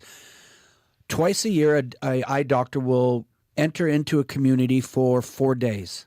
In that, per day, they can see about 30 patients. So in each 4-day stint, they can see about 120 patients. So 240 patients total per year. So if you're up in a location like Norway House that has a population of 6,500 people, you're seeing a tiny percentage. You are serving a tiny percentage of the population in these communities. Right now, that is the way eye care is set up. That must be really difficult for people. I mean, you're wearing glasses, so am I. So, I mean, your eye health changes. You might have emergency needs and such, and you have to fit everything into these windows of time. We've met with Chief and Council several times that all of them right across the board said we never had our eyes checked as kids. So think about the kids in these communities. When you're talking about a tiny percentage of people being seen each year, and by the way, their right is to receive an eye exam every single year. It's so terribly underserved that it's something approaching criminal, basically. And there is a very easy solution that is cost effective and revolutionary that we're able to deliver right now. And like Grand Chief said, it's being denied by the funding bodies. So we'll get into how it works still in a moment. But I want to ask first, what communities are you helping right now? We're currently in Ebb and Flow, Norway House, Sandy Bay. We are set to also begin our services for primary eye care in Garden Hill, St. Teresa Point, and a number of others right now that we're just on the cusp. Of course, when you're discussing a program this revolutionary for eye care for the communities, people were very warm. The communities were exceptionally warm and interested in what we were doing. So we are upwards of about 10 communities right now that we are either in or in the process of helping. And how does it work when you come into a community then? Let's get into the logistics. Yeah, so what we have a relationship with a manufacturer out of the States. We arrange for the equipment either to be driven in flown in, whatever is the easiest and best way for it to get into the communities. This remarkable state-of-the-art equipment, which is as good or better than eye doctors would have in Winnipeg right now. It fits into a space that's about 10 by 10 is all that we need to set it up. Okay. It's set up. And then we also train 2 to 6 members of each community as technicians. So there's a real beautiful connection to the community in that manner as well, where it provides employment and also plants the seeds of dreams of becoming involved in that field going forward. And then to follow up as well, is there also a virtual component to go over results? Yes. So the doctors are, so in an appointment, there'll be the patient, there'll be the technician that we've trained for the community, and then the eye doctor will be in the appointment virtually. Smart. So very similar to telehealth. Yep. The exact same sort of a thing. And with the equipment that we have, all information is coming right in through to the doctor. They can see everything. All of the different photos taken of the eyes and all the information. So they get full understanding of what's happening in the process. Vision care is generally covered. We heard Kyra Wilson's, the Grand Chief's concerns, but vision care is usually covered by First Nations and Inuit in Canada through the non-insured health benefits program. Obviously, we heard that it's not a covered benefit. How long have First Nations been fighting for this to change? Like as you said, Troy, your view of this is that it's criminal that it's not covered. Well, the technology hasn't been there up until very recently to be able to deliver teleoptometry at the level that it is on par with in-person, like for anyone walking into an eye doctor to get. But now all the way across Canada, all the different provinces and the optometry associations allow teleoptometry. You can provide teleoptometry in Winnipeg. If we have a clinic in Winnipeg, a First Nation member can come to our teleoptometry location in Winnipeg and receive teleoptometry. That gets approved by NIB. If it were covered, then how much might your business actually close the gap for eye care in these communities moving forward? Like, would you be able to get in faster to more communities if the coverage changed? It's revolutionary. We've already tested given eye exams to all the kids in Ebb and Flow and Norway House, and you're talking about thousands of children there. When we did the testing, Marcy, 10% of the children were wearing glasses in the communities. When our eye exams, 44% of the kids need glasses in those communities. What's the reaction from the kids you're working with? Profound. It's just imagine, and I could get emotional talking about this. And it's at this point, Marcy, it's a mix of anger and sadness. But imagine there was an 8-year-old kid, an elder in Ebb and Flow, who's the health director. Her granddaughter was refracted for the first time in her life. So this little munchkin had never seen. And she sits in and gets refracted. So that goes from not being able to see anything to being able to see. And the screams of joys from the kids is amazing. When you lock in and bam, now all of a sudden they can see. They might drop a swear word and that sort of thing, or just scream in joy. Yeah. And there's hugging, families hugging and things of that nature. So the impact is absolutely profound.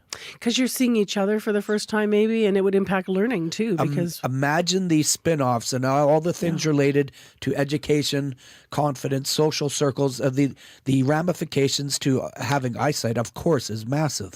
So there's, in a statement, a spokesperson for the program that manages the NIHB wrote to us that, quote, they don't currently have any outstanding or unprocessed eyewear claims from the provider in question. That's a lie. Are you serious? They said that. That's the quote we have from them. That's outrageous. We have hundreds of kids from Ebb and Flow and Norway House, the first 2 communities where we did eye exams for those beautiful children. There are hundreds upon hundreds of kids, Marcy, that are waiting for eye care. And NIB, FNIB, all the acronyms, ISC, they're all telling, no, we have a letter with them saying they will not cover or supply the glasses to the children in need because teleoptometry was used. So if they say that the claims haven't been filed or denied, you're saying that... That's a lie. It's a lie. That's an absolute... I can't believe that they've said something like that. We have a letter from Indigenous Services Canada saying that they will not honor the funding to send the glasses. That's horrible. If someone's listening this morning and they are on maybe a remote community or First Nation... can they outreach to your program, or how do you build the network? Yeah, lots of calling and emails and communication, and of course the moccasin. And I'll just Anish Disnakaska case in the Chike down. My name is Troy Westwood, or Little Hawk, and I'm the traditionally adopted son of Dave and Oriana Christian of the Sagging First Nation. So the Moccasin Telegraph, in the early days of me calling and reaching out to all the chiefs and members of council with this program, for sure. I've talked to most everybody in the province, but anybody interested can reach out to me at troy@truenorthhealth.co. But we are in communication with most everybody. I just rocked that, whether it was NIB, FNIB, or ISC, that they came out and said that there's no one that's not being taken care of, that the billing has occurred. Like that's just beyond pathetic and heinous. Thank you, Troy, for being here this morning and telling us about your work. Thank you very much, Marcia. Troy Westwood is Director of Community Relations with True North Health. Now, CBC, just to reiterate here, did reach out to Indigenous Services Canada for comment on this, and it did say non-insured health benefits program provides eligible clients with coverage for a range of eligible benefits as outlined in the Guide to Vision Care Benefits, including eye examinations and corrective eyewear. ISC's Manitoba region for NIHB does not currently have any outstanding or unprocessed eyewear claims from the provider in question. They went on to say clients can contact their NIHB regional office for assistance in locating an enrolled vision care provider who can bill the program directly for eligible services. End quote. If you want to hear more about this program and, of course, about the concerns that are being raised this morning, you can tune into Up to Speed this afternoon for more on the story and the full interview with the Assembly of Manitoba Chiefs Grand Chief Kyra Wilson in conversation with Faith Fundal. It is now 7:26 a.m. You're with CBC, and it's time to move on to sports. The Jets play their final game of the regular season tonight. And Scott Regehr, what are you expecting against Anaheim? Well, let's see who's sitting tonight. The game is meaningless after all. The Jets have won the President's Trophy, Marcy. They know they'll be facing the St. Louis Blues in the first round. So this is an opportune moment to rest talent. We already saw this in the last game with Connor Hellebuck, Adam Lowry, and Luke Shen among those who sat out. That game, the Jets still hadn't clinched the President's Trophy. Now, there's also the risk of injury, of course, to key players. Gabe Vilardi, he might miss game one of the playoffs due to an injury. Nick Ehlers, he's sure to miss at least game one and probably many more. Head coach Scott Arniel describes Ehlers as week to week. Now, you need to balance rest and rust. Arniel is expecting whoever is suiting up tonight to treat it like any other regular season contest. The guys are going to play the same way every shift. We still have to get ourselves prepared for this first playoff game, and we want to make sure that we're doing everything the way we would do in game 10 or the game 40. Nothing changes. You can't, if you go out and try to play a different game, it just gets you one into bad habits, or two might get you hurt. Actually, Anaheim, they beat us twice, so there's another little shot that we can go out and try to make sure we get a game against them. Yeah, Arniel's right. For all the success Winnipeg has had this season, they lost both prior games to the Ducks of all teams. Puck drop tonight, 6 o'clock. Canada can qualify a fifth team for the playoffs tonight as well, right? Yeah, and since Calgary was eliminated from postseason contention last night, Marcy, 5 is now a best-case scenario where Canadian clubs are concerned. The Habs can book that spot by notching a single point against visiting Carolina. To say there's anticipation around the contest is an understatement. Tonight's French language debate, as you might have heard on World Report this morning, was scheduled for 7 Central Time, right in the middle of the game. Bloc Québécois leader Yves-François Blanchet was among those behind the move to reschedule the debate, which will now take place an hour before face-off. It might seem funny that we want to change the moment of a national debate, but I believe that we have in common that hockey is our national sport.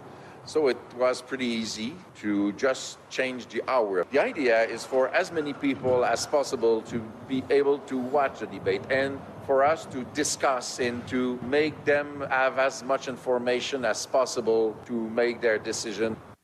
This isn't the first time, Marcy, that politicians have made alternate arrangements to prevent losing eyeballs on television to hockey. In 2011, then Bloc Québécois leader Gilles Duceppe moved the French language debate to a day before Montreal's opening playoff game against the Bruins. Priorities. Priorities, yeah, exactly. And I guess also attention, right? So a lot of the politicians, as you said, concerned about people. They want people to lean into the ideas. Not just hockey, though, to look forward to tonight, right? Can she keep her cool under pressure? It's Sinclair. It's into the bottom corner, and Canada take the lead. Christine Sinclair does it again. The sound of Canada's greatest ever soccer player, Marcy, scoring for her country at the 2015 World Cup. Not since that tournament has Christine Sinclair been said to make such a significant contribution on home soil. Now a part owner of the Vancouver Rise, Sinclair will watch tonight as her team takes on the Calgary Wild in the curtain raiser of the Northern Super League. Can't wait for that. All right. Thanks a lot, Scott. You bet. Your CBC Winnipeg News is next. This is CBC News. Good morning. I'm Heather Wells in Winnipeg. At 7:30, it is 2 degrees. We're headed back into double digits, a high of 14, but it's going to be windy. It's going to be cloudy today. People from Point Douglas and the Exchange District were among more than 100 at a meeting last night about the province's proposed supervised consumption site. Manitoba has an application into Health Canada to put its first permanent site along the Disraeli Freeway. Kristen Harris lives with her family in nearby North Point Douglas and works in harm reduction. She's not in favor of the site. Harris worries about a spike in crime and says treatment should be the focus. In terms of detox treatment, we need that today. So we have a lot of RAM clinics, and we have wait lists for RAM clinics now. So the importance of having the detox beds available, meeting people where they're at today, is essential to the change in this city and province. People who spoke in favor of the site argue it will prevent overdose deaths. Addictions Minister Bernadette Smith says Manitoba isn't looking at a safe supply program, and there will be no safe zones outside the facility where police are more relaxed with drug enforcement. Some people living in a downtown Winnipeg condo building say the city's new rules meant to limit short-term rentals have done little to help. Mike Deal lives at the Glass House on Hargrave. City data shows 56 units there are licensed as short-term rentals in the Glass House, nearly 10 times any other building. Deal says costs for security have more than doubled because of problems with parties and other activities. It's not just the short-term renters those owners that are paying those costs. It's everybody. We all share it.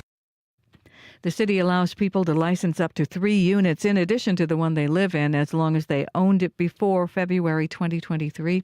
You can hear more on this story coming up in the next half hour right here on Information Radio. St. Boniface Hospital will be the first acute care hospital in Canada to have a vending machine to help save lives. The Health Box will allow people who need naloxone or HIV self-testing kits to get them free and discreetly. Katerina Lee Amanduri is a clinical ethicist at St. Boniface Hospital. She says it will have a touch screen that not only shows you the product, but lets you know how to use it. It's not like a typical vending machine where you see that Coca-Cola bottle and you click A3. It's completely digital, and then you click an image of the product that you're interested in, and then you get a ton of information about that product. Leah Manduri says the Health Box will also have safe consumption kits and even items like socks for those in need. One of the newly elected youth chiefs of the Southern Chiefs Organization is encouraging First Nations young people to get out and vote. Billy Bird is 18. He is voting in his first federal election on April 28th. Bird says he's been researching his local candidates and the federal party platforms. We're the voices of the next generation. I think that it's up to us to empower the next generation to come and to get familiar with these positions and these opportunities. I think we have a really big influence in this election, and I think that it's crucial that we get the youth to vote. Advanced polling stations are open this coming long weekend. The co-leader of the federal Green Party won't be allowed to take part in this week's federal leaders' debates. The Debates Commission says the Green Party hasn't met the criteria of having candidates in at least 90% of the country's ridings, so its invitation to the debates has been rescinded. The Green Party has said it originally planned to be represented in all ridings, but has since reduced the number of its candidates for strategic reasons. The first of the campaign's 2 debates is set for tonight in Montreal. It is the French language debate. The English debate goes tomorrow night. You can hear the latest national and international news coming up on World Report at 8. Talk of a second port in northern Manitoba is being welcomed by one of two men in the running to lead the Progressive Conservatives provincially. Premier Wab Kinew is floating the idea of a second port on Hudson Bay. Kinew says the Port of Churchill is only open in the summer months during the beluga whale viewing season. Adding alternative routes to trade markets are urgently needed. PC leadership candidate Wally Dowdrich agrees. I love Churchill. Obviously, that's where I'm from. But as a captain on Hudson Bay, I have to say that I understand maritime conditions and that they will never permit Churchill to be a 12-month port, which is what we need. The idea of a second port isn't new. Heather Stephenson's PC government had set aside money to study that idea, but Kinew's government cancelled funding for that study. Businesses selling chocolate in Winnipeg are enjoying a rush this Easter season, but the cost of cocoa is leaving a bitter taste in their mouths. Fred Morden at Morden's of Winnipeg has seen a 400% spike in cocoa prices since the fall. It went from about $3,000 a metric ton to about $12,000 a metric ton. So it's up pretty hard. So a lot of people, smaller operations than mine are probably really having a hard time. The price hike is due to a shortage of cacao from farms in major cacao-producing countries in West Africa. A series of climate disasters, including floods and drought, have ruined crops in recent years. You can find the latest news updated throughout the day. Just head to cbc.ca/Manitoba. Thanks, Heather. You're welcome. All right, let's get to the regional forecast with Abby Adeyemi. Yeah, we have snowfall in the northern part of the province, impacting mostly the Gillam area. So you need to be careful out there. Visibility will be affected. Across board, it's more like mild temperatures with some clouds, and a chance of light showers will be sweeping in later, particularly in the southern region. Right now, Winnipeg, we're still at 2 degrees. We see how we have these partly cloudy skies covering the city. As we move through the day, expect a mix of sun and clouds. It's going to turn mostly cloudy later in the day. Light winds earlier, and then it's going to pick up from the south, becoming quite windy as we get into the day. We head to a high of 14 for today. Southern Manitoba, we're seeing similar conditions for Brandon, Dauphin, Gimli. We're looking at expecting mostly cloudy skies, highs of 16. We're seeing temperatures in these regions hover around 4 degrees in Dauphin, 3 in Brandon at this time. Tracking it into Flin Flon, we're seeing temperatures around that -9 at this -9 at this time. We should get to highs of like 2, 3 for that part of the province. So across board, mostly cloudy skies, mild temperatures, and a slight chance of showers in the southern region. All right, thanks, Abby. Thank you. Corey Funk, what's up in the commute? Very smooth commute so far, at least, down south here. Haven't heard of any major issues. Bike lanes were lovely on the way in this morning. I will tell you, up in Gillam, like we just heard from Abby, you might see some covered conditions on the highways around Gillam this morning if you are hitting the highway, so careful there. If you do see anything else, though, going on, do give me a call on the CBC commuter line. I'll let folks know what you're seeing. 204-788-3093. All right, thanks, Corey. Thank you. You are listening to CBC this morning. Hopefully your Wednesday's going well. Thank you for making time for us today here on The Morning Show. Well, next, for many brides, the search for the perfect dress can be a stressful event. Even more so, though, for some brides who need to travel far to find an outfit that aligns with their personal style, but also their cultural tradition. Now there's another option in Winnipeg to help make some Bollywed dreams come true. Amari Collection just opened last month. CBC Manitoba's community reporter Shanley Vidal checked it out. Wow. I want to see. Oh my gosh. That's Indian bride Alicia Vidge. She's getting married in August and is trying on her wedding dress, which is a fusion of traditional and modern. On her wedding day, Vidge will be wearing a langa, a cropped blouse and ankle-length skirt. The red fabric sparkles with gold embroidery. I love it. While it's not uncommon for brides to do their dress shopping in India or even cities like Toronto or Vancouver, Vidge was able to find what she needed at a new shop right here in Winnipeg. And once we have your jewelry, even more, it's going to bring it together. Yeah. Should we try the jewelry? Let's do it. Yeah. So I knew that if I came here, I could find the matching jewelry to my outfit as soon as I try it on. So it was super easy for me to imagine how I would look on my wedding day. I like how we went with green instead of like red and red. It's a nice contrast and like exactly. a pop of color. Yeah, I wanted that pop of color for sure. In my bridal outfit, I have so many different components. So it's called a sheesh batti, which goes on your head, and I have a nose ring that's called a nut, and red bangles that you'll see me wearing called a chuda. So I knew Tanya had all of those elements, whereas a lot of stores only have either attire or jewelry, but Tanya's kind of has everything. My name is Tanya Sagar. I'm the owner of Almari Collection. This has beautiful embroidery on it, such as thread work, sequins, Zardozi work, which is traditional handwork in India. As a little girl, I've always admired Indian outfits, the sparkle, the embroideries, the patterns. It's just so different and it was so fun to wear. I saw there was a lack of Indian clothing and a lack of styles and modern items. Everything was very dated and very tight and everything was packaged. So this open style concept is very new to the city where everything's on display. You're welcome to try everything out. Almari Collection opened its doors on McPhillip Street at the end of March. But it all began several years back with Sagar selling clothes to friends and family. Now she imports fashions from India every month.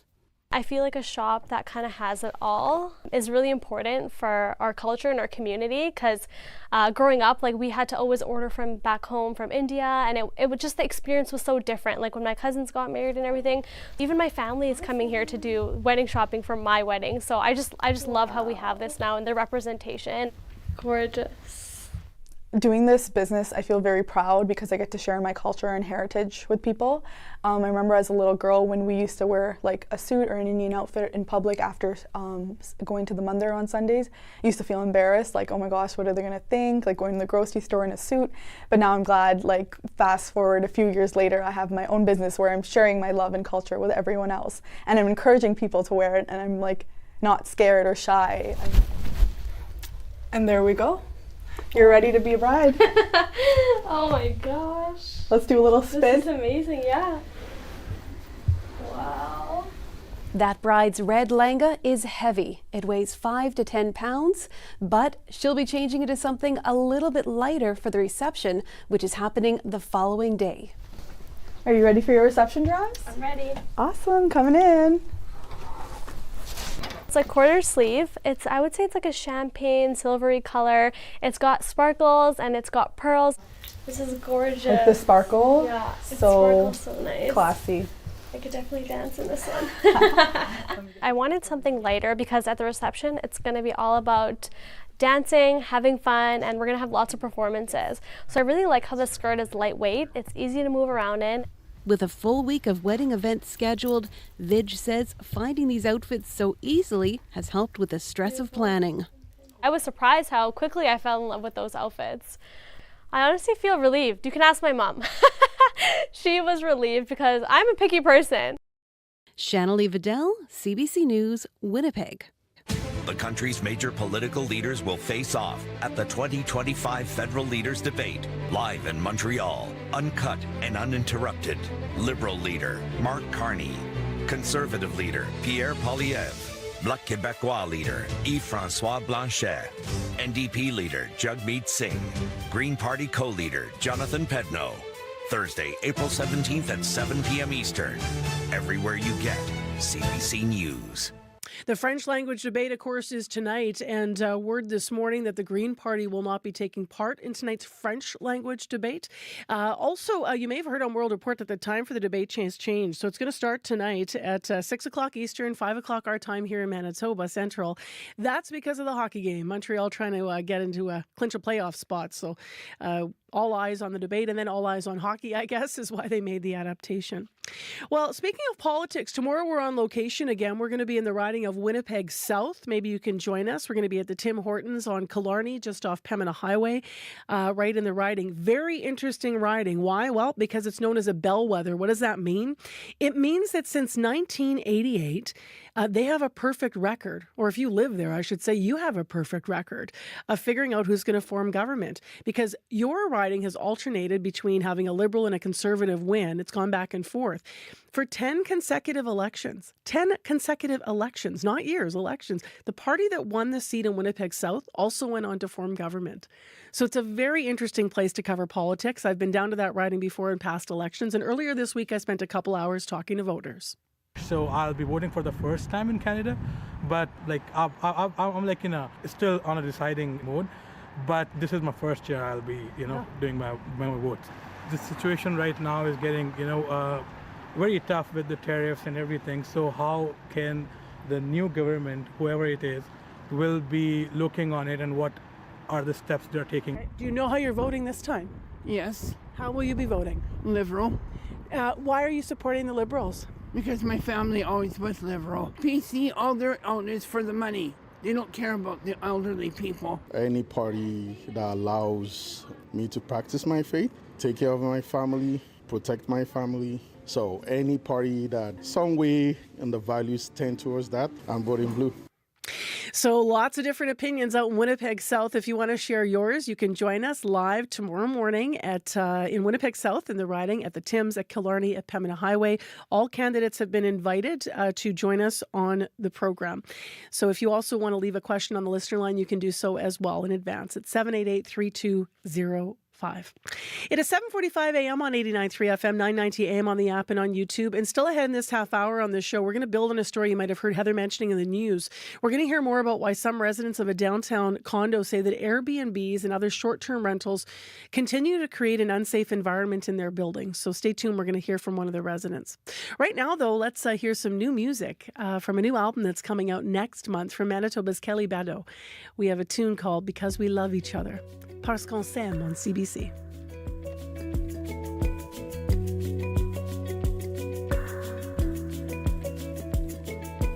On dit que les hommes sont pleins de haine. Moi je dis que c'est plutôt de la peine. On vit dans un monde de perception, tous consommateurs de déception.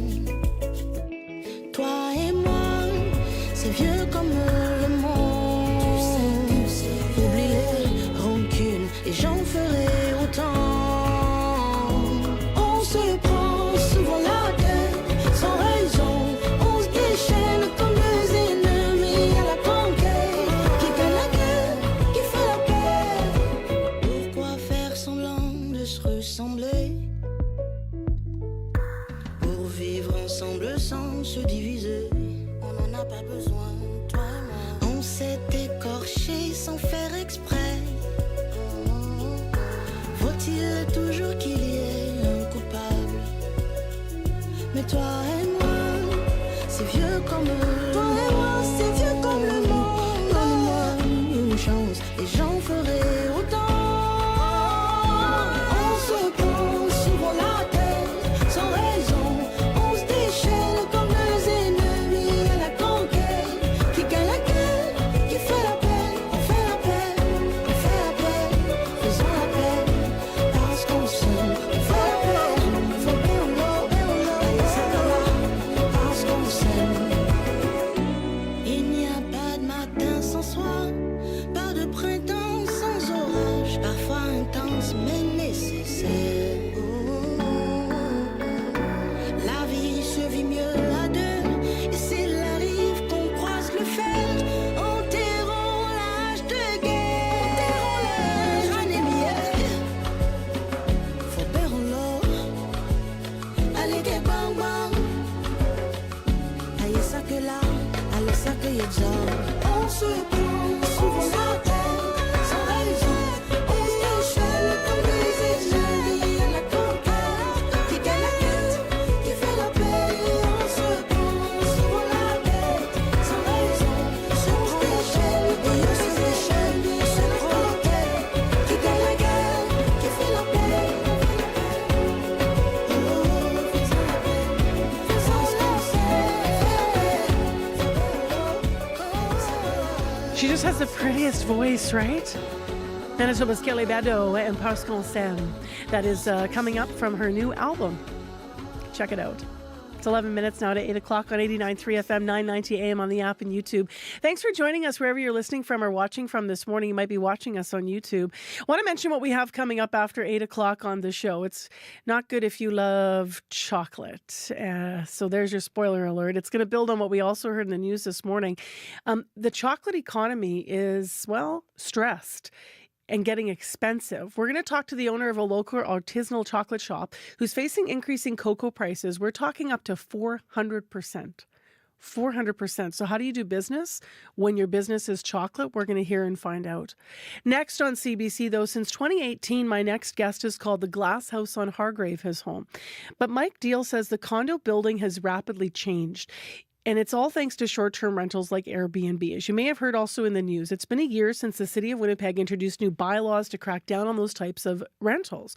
The regulations restrict new short-term rental licenses to primary residences only, but the city's new rules have this grandfather clause, so it means people who own multiple units can keep up to 3 of those units as long as they have them before February 23rd of 2023. The regulations are working in some buildings, but in others not so much. In the Glass House, Mike and his neighbors say the problem is as bad as ever, and he joins us to give us a snapshot. Good morning. Good morning. So when we say it's as bad as ever, like on a daily basis, you're in your building, you're living your life, what do you see and hear? What's it like?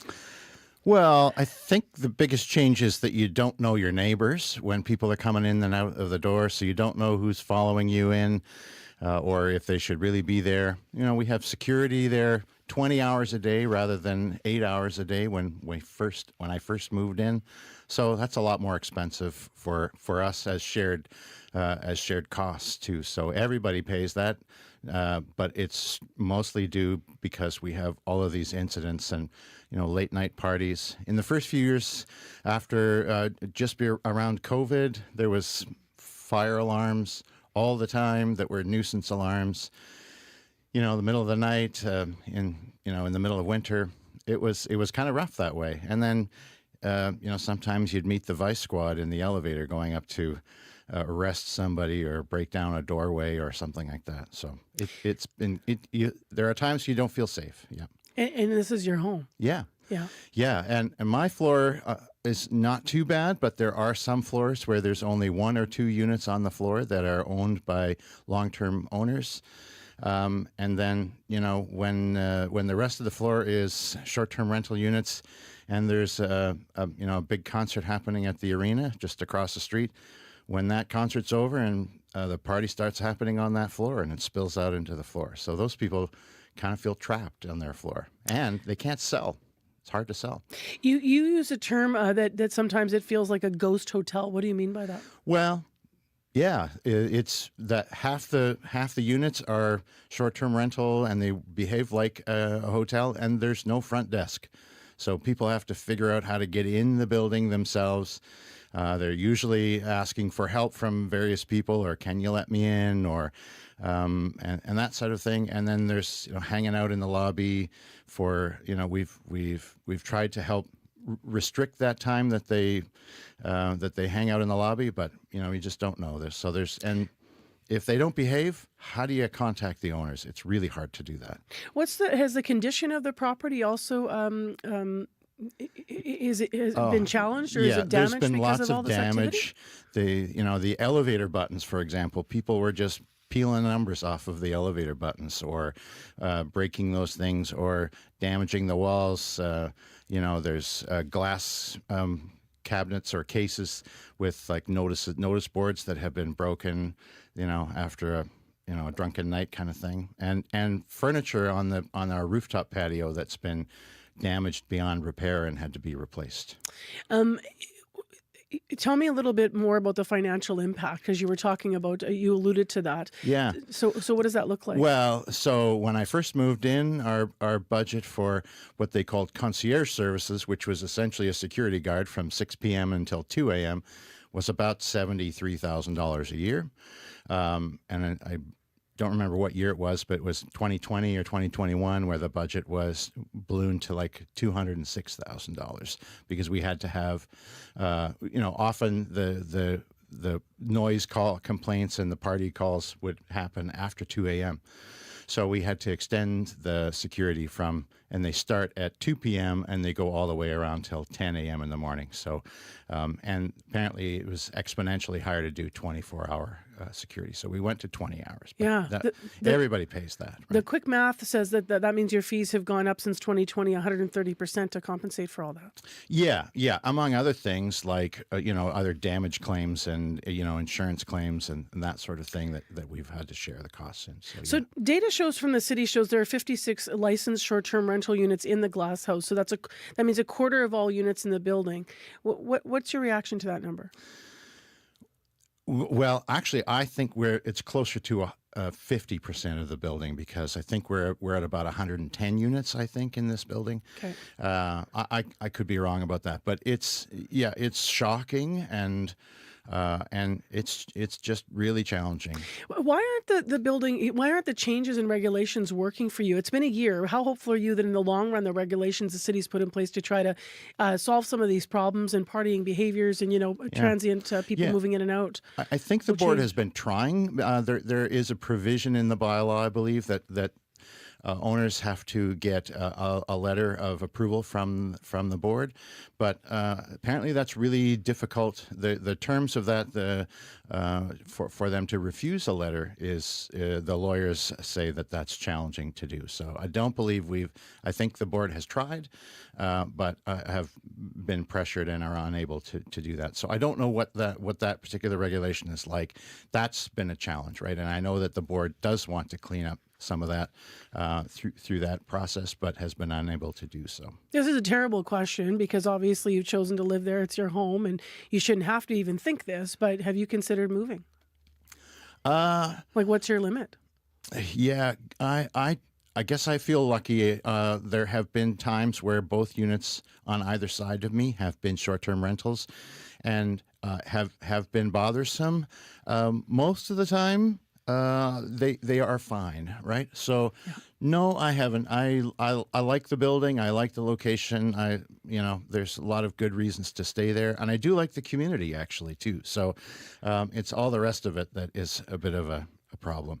If I was on a floor where I was the only one that was an owner, that would be different. Like some of your neighbors. Mm-hmm. What would you like to see the city do next?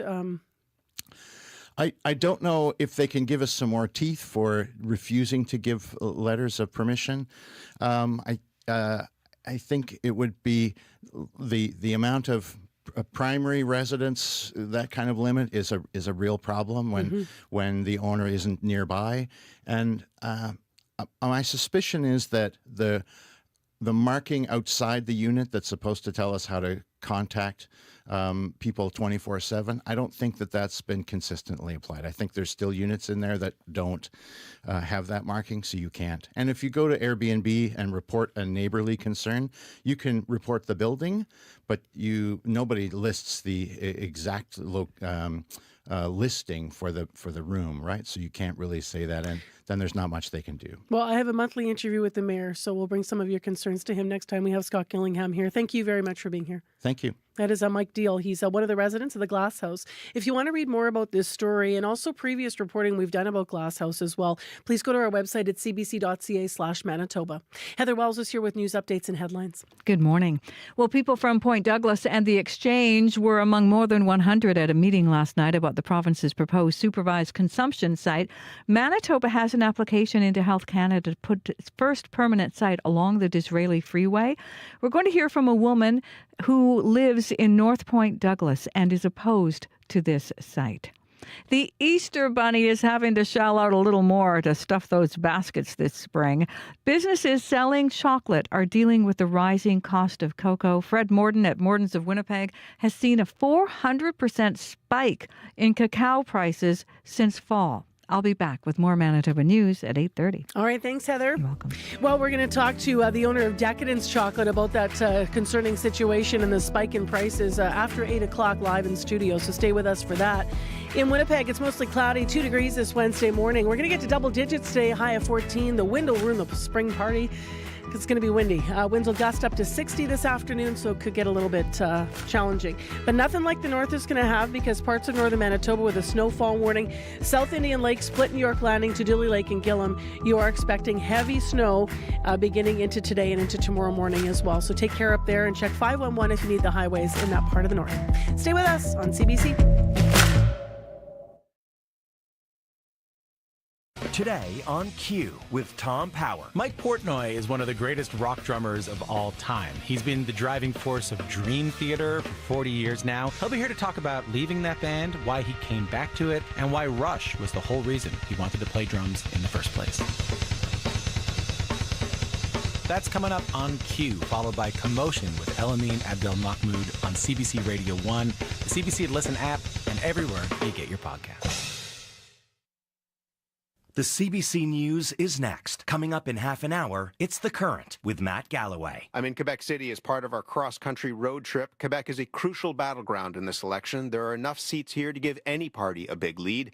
We'll speak with Quebecers about sovereignty, language, and what the rest of the country doesn't understand about this province. Coming up on The Current.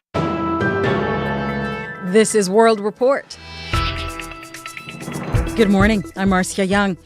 Federal party leaders are in Montreal for tonight's French language debate, but when they take to the stage, Green Party co-leader Jonathan Pedneau will not be there. The Debates Commission has withdrawn its invitation to both tonight's and tomorrow's English debate. It says the Greens are not running enough candidates to meet the criteria to take part. And in another twist, the televised debate begins 2 hours earlier than originally scheduled. As Olivia Stefanovich tells us, it is to accommodate fans who want to watch a crucial Montreal Canadiens hockey game. I would like anybody else, to watch the game. It might be the most Canadian thing ever. The French language debate rescheduled so it can start before the Habs take the ice tonight in what could be their last chance to secure a playoff spot. A request first made by Bloc Québécois leader Yves-François Blanchet. And maybe some attention should be given to the debate. NDP leader Jagmeet Singh also asked for the change so more people can tune in to what could be his party's last major chance to turn its electoral fortunes around. And Jagmeet will be able to show that there's no real difference between Mr. Poilievre and Mr. Carney. Alexandre Boularice is the only New Democrat MP in Quebec, and he hopes that won't be for long. We want to increase the representation of the NDP all across the country. I look forward to the debate. Liberal leader Mark Carney will try to avoid making any major gaffes, since he isn't as fluent as his political rivals. I work on my French every day. I improve, but I think I improve. On verra. But Danielle Ballon doesn't believe a tax against Carney's language skills will move the needle. He's the director of the McGill Institute for the Study of Canada. What's the impact on the polls? Nothing, or very little. And because Carney continues to hold a lead in the polls, Ballon is expecting the Liberal leader to get piled on as his contenders try to narrow the gap before Election Day.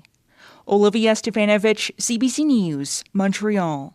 You can watch tonight's debate with interpretation on CBC News Network, CBC Gem, or live streamed on CBC News platforms. And a reminder, the news start time for the debate is 6 p.m. Eastern.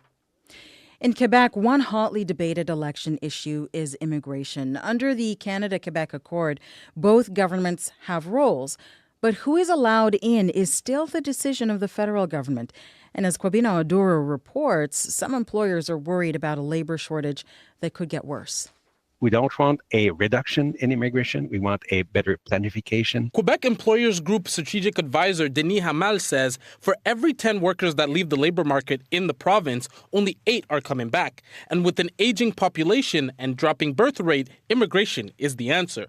University of Laval Associate Professor Adèle Garnier agrees. So we have to know that in terms of the province's economic growth, this is mostly due to immigration on the labor market. If there were no immigrants, then there wouldn't be any growth. To address the labor shortage, a few years ago, the federal Liberal government under Justin Trudeau loosened the guidelines for temporary foreign workers, which led to a spike in immigration. Emna Braham is the CEO of a Quebec think tank. She says in the last few years, population growth was abnormal for Quebec and Canada. We lost control of certain programs of immigration, so there was a need to regain control. Unlike other provinces, Quebec has a say in who it wants to take in and what criteria immigrants need to meet. But the federal government has the final say on who can enter the country. Quebec's premier has blamed immigration for the housing crisis. Mustafa Henway works with the Immigrants Workers Center in Montreal. But then now we have a new construction program to build homes, and we need migrants to build those homes. It will be a challenge for the next prime minister to align federal immigration policies with Quebec's. Cubino Duro, CBC News, Montreal. The Bank of Canada will announce its overnight interest rates later this hour. It comes at a time of economic turmoil generated by the Trump administration's global tariffs. The rate currently stands at 2.75%, but with all the economic uncertainty, the bank's next move is unclear. Peter Armstrong reports. Pity the central banker looking out at 70 years of global trade alliances disintegrating, trade flows thrown into jeopardy without any clear sense of how those pieces will be patched back together. Somehow, amidst all that, Bank of Canada Governor Tiff Macklem has to set interest rates and publish a forecast with the best guess on where the economy is headed. Unfortunately, the uncertainty we face is going to be here for a while. That was Macklem speaking to a group called Calgary Economic Development last month. The speech came as the trade war was still just starting. The chaos and uncertainty only ratcheted up on the so-called Liberation Day of April 2nd. And even then, all anyone wanted to know was what the Bank of Canada was going to do about all this. Macklem concluded the speech with this. Monetary policy cannot offset the effects of a trade war. What it can and must do is ensure that higher prices from a trade conflict do not become ongoing inflation. In other words, he says the bank's key job is to manage inflation. And even in a crisis, it needs to stay focused on that job. Still, cooler than expected price growth last month does give the bank some wiggle room if it feels the economy needs the boost of a rate cut as the trade war starts to bite. Peter Armstrong, CBC News, Toronto. Chinese President Xi Jinping is in Malaysia. It is the latest stop in his tour of Southeast Asia. Xi is visiting the regional neighbors to shore up China's trade relationship. Beijing is under pressure from the Trump administration's tariffs of 145% on Chinese-made goods. Lisa Sheng has the latest. A welcome ceremony for President Xi Jinping in Malaysia, the second of 3 stops on a tour of Southeast Asia. It's a very smart move. Toronto Metropolitan University law and business professor Gil Lan says even though it likely was planned in advance, the trip's timing may not be a total coincidence amidst growing tariff pressure from Donald Trump, the U.S. president threatening some of the highest levies on the countries Xi is visiting. It's a great opportunity for China to position itself at the helm of the World Trading Order. That was an opportunity granted to it by the United States. On his first stop in Vietnam, the Chinese president said the two countries jointly oppose unilateral bullying and promise to uphold the global free trade system. Trump grumbled about the tour earlier this week. The meeting like trying to figure out how do we screw the United States of America? The visits could signal a strengthening relationship in the area, especially as China continues to invest billions in infrastructure projects in the region. But historic tensions won't evaporate overnight, says Ben Blant, director of the Asia-Pacific program at London-based think tank Chatham House. It's quite possible to distrust both great powers, or even at the margins to improve your relationships with both great powers at the same time. Xi is ending his tour in Cambodia, a country he hasn't visited in almost a decade. Lisa Sheng, CBC News, Toronto. While in Malaysia, Xi is receiving some good news from home. China's economy grew by 5.4% in the first quarter of the year. That was higher than expected, but it comes before Trump's tariffs hit the economy in full force. Analysts suggest the growth was spurred on by factories ramping up exports before the tariff spike. The UK Supreme Court has ruled this morning the legal definition of woman is based on their sex at birth, but adds that does not take away from the rights of trans people. Anna Cunningham has more on the decision, the backstory, and the reaction. For Women Scotland, the group that led this legal appeal, celebrating outside the UK's Supreme Court. They appealed to the UK's highest court after a long-running battle with the Scottish government. Their dispute was over its argument that transgender people with a gender recognition certificate are entitled to sex-based protections. We thought we were going to see rights for women rolled back. Says Susan Smith, co-director of For Women Scotland. Judge Hodge says the ruling was unanimous. The terms woman and sex in the Equality Act 2010 refer to a biological woman and biological sex.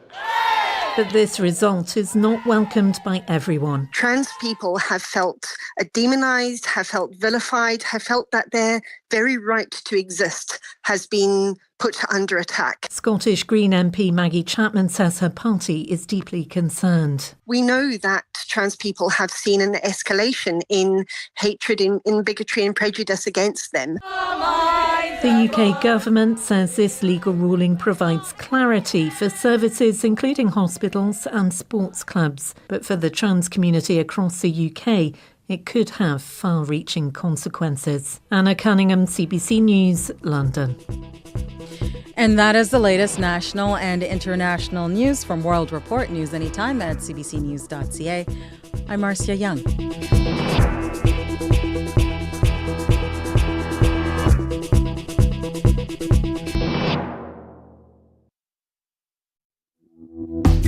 Good morning, Manitoba. Thanks for joining us this Wednesday morning on CBC's Information Radio.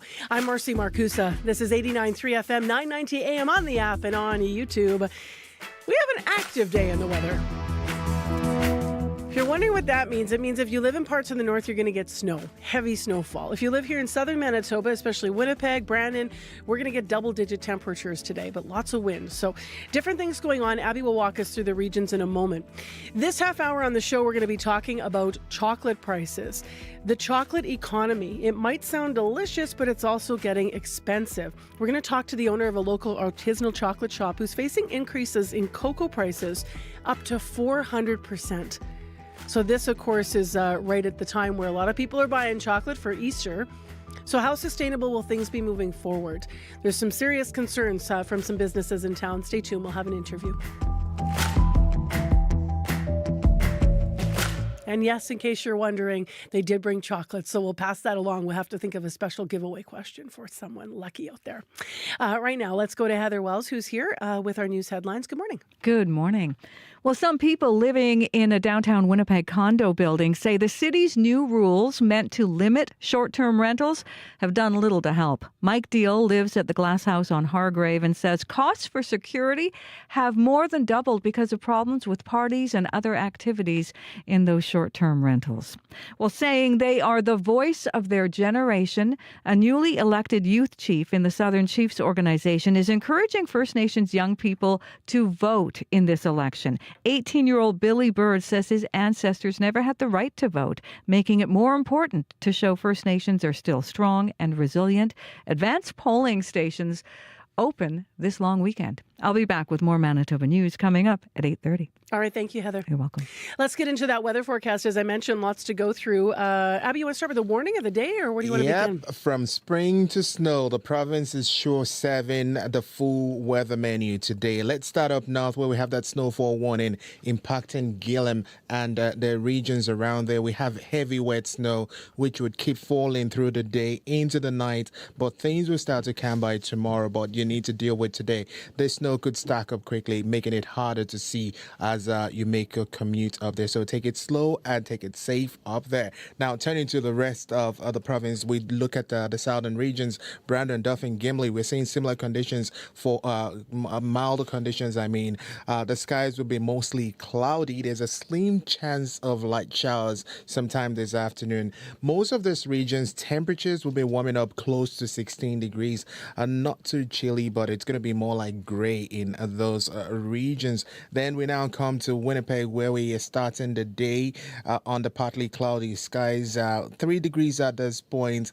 As we head through the morning and into the afternoon periods, more clouds will roll in. We try to see the sun peek through at some point, but it's more like an overcast day. The winds will be picking up from the south, gusting all the way to almost 60 kilometers later in the afternoon, making it kind of windy at some points. and then we'll see temperatures climb to a mild 14 degrees. Flin Flon Thompson, Churchill, cooler scene we're seeing up there. Snow also in the forecast and freezing conditions in that part of the province. And then we talk about tonight. Those clouds will still be sticking around for most regions down south. There's a small chance of showers. The breeze that this windy conditions we deal with through the day will be calm at that point. And then we'll have a cool evening, about 4 degrees overnight. So right now, Winnipeg, 3 degrees, partly cloudy skies. It's going to turn cloudy as we get to the day, and it's going to get windier, but we warm up to 14 degrees. All right, thank you, Abby. Thank you. 8:14 is the time right now. Now, just ahead of us looking at what the traffic situation is, I have props and I have folks to chat with.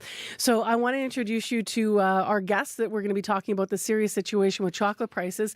Helen Staines, who's with us. Hi, Helen. Hi, good morning. Helen owns Decadence Chocolate, and Corey's here because he's about to do traffic. What have you brought in here? What are these? So the first bar is our Brownie Palooza. We only launched this last month. So I've gone on to a dessert bar kind of theme. So this one is milk chocolate, homemade brownies, butterscotch caramel, dark chocolate ganache. That sounds terrible. And what is this one? It says Dubai on it. So the Dubai bar is a viral sensation. It originated in Dubai, hence the name. And this is my version of it. So it's a milk chocolate shell. It's homemade pistachio butter, tahini, and toasted katifi pastry, which is shredded phyllo dough. So when you break it, the bar is really creamy, but when you bite it, it's very crunchy. So you're getting the whole taste and texture sensation. It's very beautiful, too. You've also got the, it's almost like there's a bit of a yellowy gold and then green and purple kind of on it. Yeah. So you're either going to eat this and enjoy it, listeners, one lucky listener, or you're going to gift this for Easter and you're going to look like a rock star. So we figured we'd do chocolate memories. Do you have one, Corey? Like your memory of, I don't know, chocolate that you received or exciting or... Yeah, so it was one Easter. I think I was about 5 or 6, and my dad hid a Kinder Surprise. He had one Kinder Surprise. And then I would pick it, and I go and I put it in my nice little cute basket, and I go look for other treats. And then I kept finding Kinder Surprises. I was like, oh, wow, so many Kinder Surprises. I would go put in my basket, but it actually just turned out that my dad just kept re-hiding the same Kinder Surprise. and I remember, and then at one point my dad... good job, Dad. And at one point I was like, wow, I have so many Kinder Surprises. I'm the luckiest boy in the whole world. And my dad was like, uh-oh, how am I going to tell him? Yeah, and then from him, he finally told me, and I was only slightly devastated. But I did enjoy that one Kinder Surprise. What's yours, Helen? That's maybe a terrible question because you work in chocolate. But I do, but I have a memory from when I was in university. My mum sent me an Easter duck down. So I received it in the morning, left it in my room, went off to university, came back in the afternoon, and I guess the sun had come through the windows, and this poor duck had just melted into a puddle in its box. It was quite sad. Tasted great, though. I was going to say, did you get I hope you got a spoon in there. Oh, anyway. yeah, it's fine. So we have these beautiful chocolates here that we're grateful that you brought, and we're going to give them away as a prize. So you have to tell us, please, call the listener line. That's the only way to enter. Tell us about your chocolate memory. 788-3205, and we'll get those calls on. We'll choose some stories, and we'll randomly choose from the stories for a winner. So 788-3205. Time is 8:17. You've got 13 minutes, people, because we're closing this at 8:30. We'll try to announce the winners at the end of the show. Do you have anything to add to traffic, Corey, while you're here? No, really quiet commute overall. Actually, it seems like conditions on the Gillam Round Highway has improved. It's only partially covered now, so it seems like things are getting better out there. If you see anything going on, though, give me a call. Here's another number for you. If you do see something going on in traffic, 204-788-3093.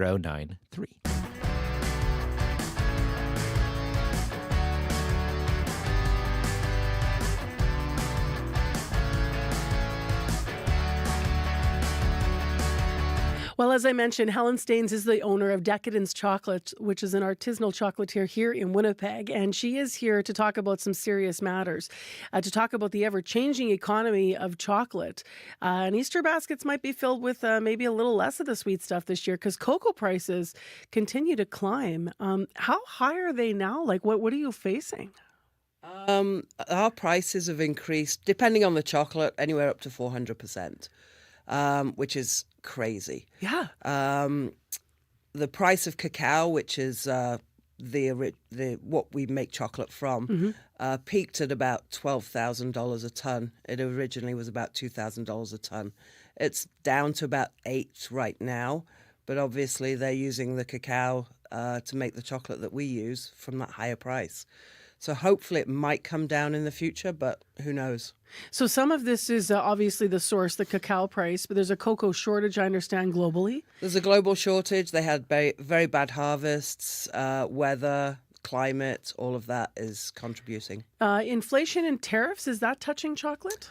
For us, no. I bring my chocolate in from France, so I don't have to deal with that, thankfully. But some of my packaging I get from the US, so I'll have to look at that and probably find a new supplier there. We talked about, we spoke to you last Easter about chocolate prices here on CBC. I'm curious, year over year, I mean, you said 400%, but was that gradually, or did this sort of drop in the last month? Or It's increased exponentially over the last 2 years, with the hugest increase about 2 months ago. Got it. Mm-hmm. What adjustments have you had to make because of the higher prices?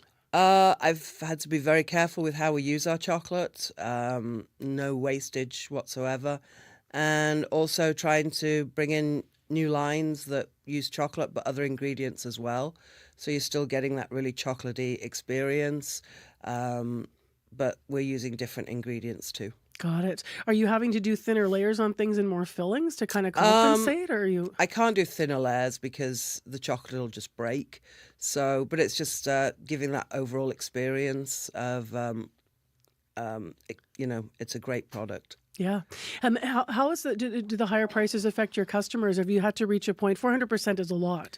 Have you had to reach a point where you have to pass some of the cost on? I have to pass some of the cost on, and I'm having to absorb some of it as well because I can't increase my prices 400%. Yeah. My doors are closed. So, yeah, I have to absorb some of it and just be very, very careful with what we do. What does that mean for you as a small business owner? Like in terms of a tipping point? Watching every single penny and just seeing how we go. Watching it every week, every day. Yeah. Yeah. Have you had to do has it impacted your staff at all? Or have you had to make just tough decisions there at all to try to save some money? We're actually very busy. Thanks a lot to the Dubai Bar. It's very, very popular. So it is bringing a lot of new customers into my doors, which is great. So they're trying that, loving that as a product, realizing that we have really good chocolate. That's what everybody tells me is, oh, they have the best chocolate. So they realize the quality and, they understand the price, a lot of my customers. How much do viral trends like the Dubai Bar that we were describing, how much does that, obviously that's a great impact on your business. Have you seen something like this before in the past though, and other trends have come and gone? Nothing like this. This is the biggest trend that I have seen in chocolate. I've been playing with chocolate for 17 years. I've had my store for 9 years. And this is the biggest trend in chocolate, absolutely. What got you into it? I understand you've called it a dream come true to be playing with chocolate, as you put it. Yeah, I get to play with chocolate every day. So I decided, I've always been in the hospitality industry, and one Christmas I went, you know what, I'm going to make some treats for everybody. So I made some chocolate truffles that ended up the size of golf balls. I made marshmallow that was in my hair, and I made nougat that just didn't set. But I was in my kitchen, I go, you know what, I really love doing this. So I just started looking at courses to learn a bit more and, go from there. In terms of the busiest times of year, is it Easter? Is it Valentine's Day? Like when's your biggest peak? Christmas is the biggest peak. It is, eh? And then Easter, yeah. So have you seen any, what's Easter been like this year? You said you're still very busy. We're still very busy, yeah. So I'm very thankful for that. So we're just trying to keep the shelves stocked and make sure we have product for everybody coming in. What's your favorite thing you've ever made out of chocolate over the years? Oh my gosh. I know, really I'm hitting tough. you with the terrible questions as well. Yeah. I just love coming up with different flavor combinations and, testing people a little bit. We put chili in chocolate. We put herbs in chocolate, spices in chocolate. So things like that people come in the store and go, really? We'll try it. We'll try it. Yeah. And then they get hooked sometimes. Like Absolutely, Chilean yeah. chocolate is addicting once you've had it once. Very much so. Yeah. And just last, I wonder how you're doing locally. Like local businesses now, we're talking to lots of them and saying, because of the tariff situation, they are seeing boosts and bumps because people are trying to buy local. That started during COVID, but also has continued. Do you see that have a steady customer base? Absolutely, yeah. Winnipeggers are great. They really do like supporting local. So if they can keep doing that, it keeps the dollars local as well. So anything you spend stays here. Thank you so much for coming in this morning, for giving us this lovely chocolate that we're No going to gift problem. to someone with a good story, and good luck with the increases in cocoa prices. That's really astronomical, that number. It is. Thanks so much. Yeah, 400% increase. Helen Staines is the owner of Decadence Chocolates. Her artisanal shop is here in Winnipeg. My name is Bond, James Bond. He's the world's most famous super spy and one heck of an advertising pitchman. From high-end watches to beer and breakfast cereals, 007 has been busy. Even the Bond villains have been hawking products. Oh, Mr. Energizer Bunny, out for a stroll. Brand, James Brand, on Under the Influence with Terry O'Reilly. Thursday morning at 11:30, 3:30 p.m. in Newfoundland. And on CBC Listen. 8:24 is the time right now on 89.3 FM, 990 AM on the app and YouTube. Next, we have airtime made available for messages provided by registered political parties as required by the Canada Elections Act. A lot of us really don't want Pierre Poilievre to win this election. But the more I hear about Mark Carney, the more I worry. He's planning tax cuts for the rich and health care cuts for the rest of us. Here's the thing. We know we can count on the NDP. They've always fought for us, and we need them in Ottawa more than ever. Canada works best when the NDP's there. We just gotta vote for them. Authorized by the registered agent for the new Democratic Party of Canada. The proceeding was a paid political advertisement.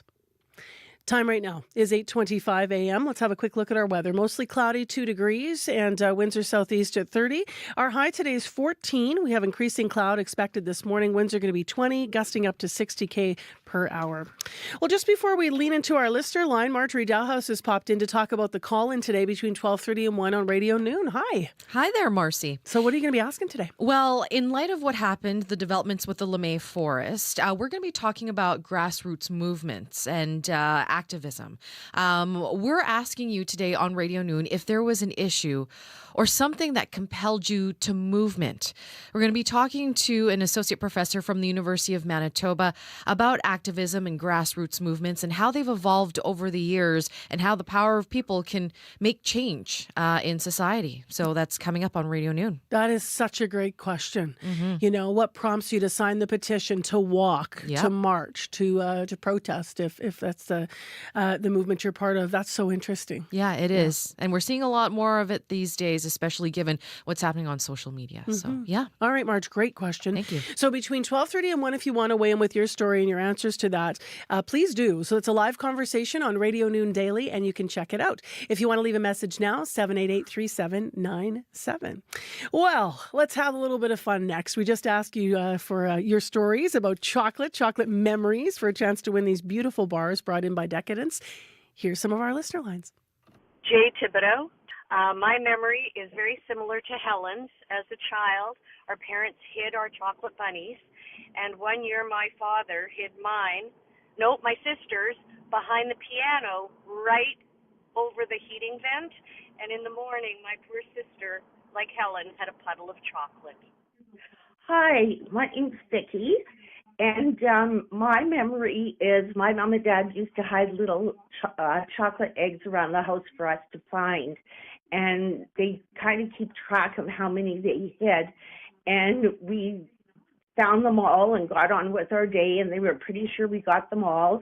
And later on, about 6 months or so, we were having dinner at the dining room table, which we did every Sunday, but for some reason someone looked up, and there in the chandelier over the table was an egg that no one had found.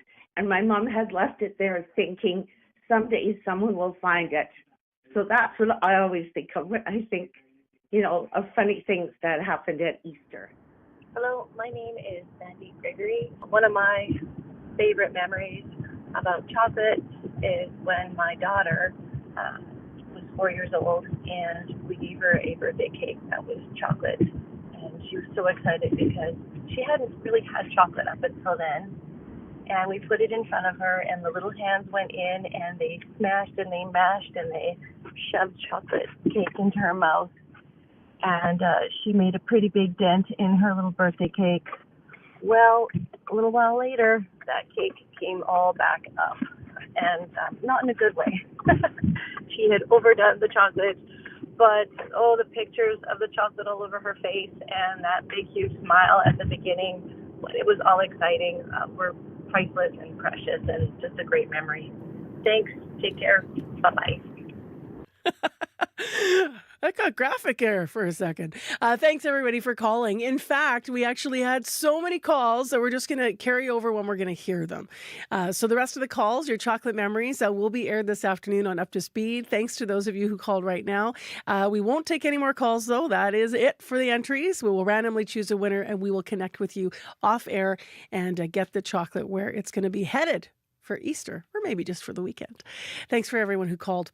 It is coming up to news time at 8:30. I want to mention just the weather warning here, that we have the snowfall warning for South Indian Lake, Split Lake, York Landing to Dooley and Gillam. Heavy snow expected today through tomorrow morning, especially that corridor between Dooley and Gillam. So it's going to be a time to take care, and also to think and check highways before you head out, just in case the system moves in quickly. Here in southern Manitoba, a windy day ahead in Winnipeg. Right now we remain at 2 degrees. If you still need us on the morning drive, it's been pretty cooperative, but if you need us, 788-3093 is where you can reach us here at CBC on the commuter line.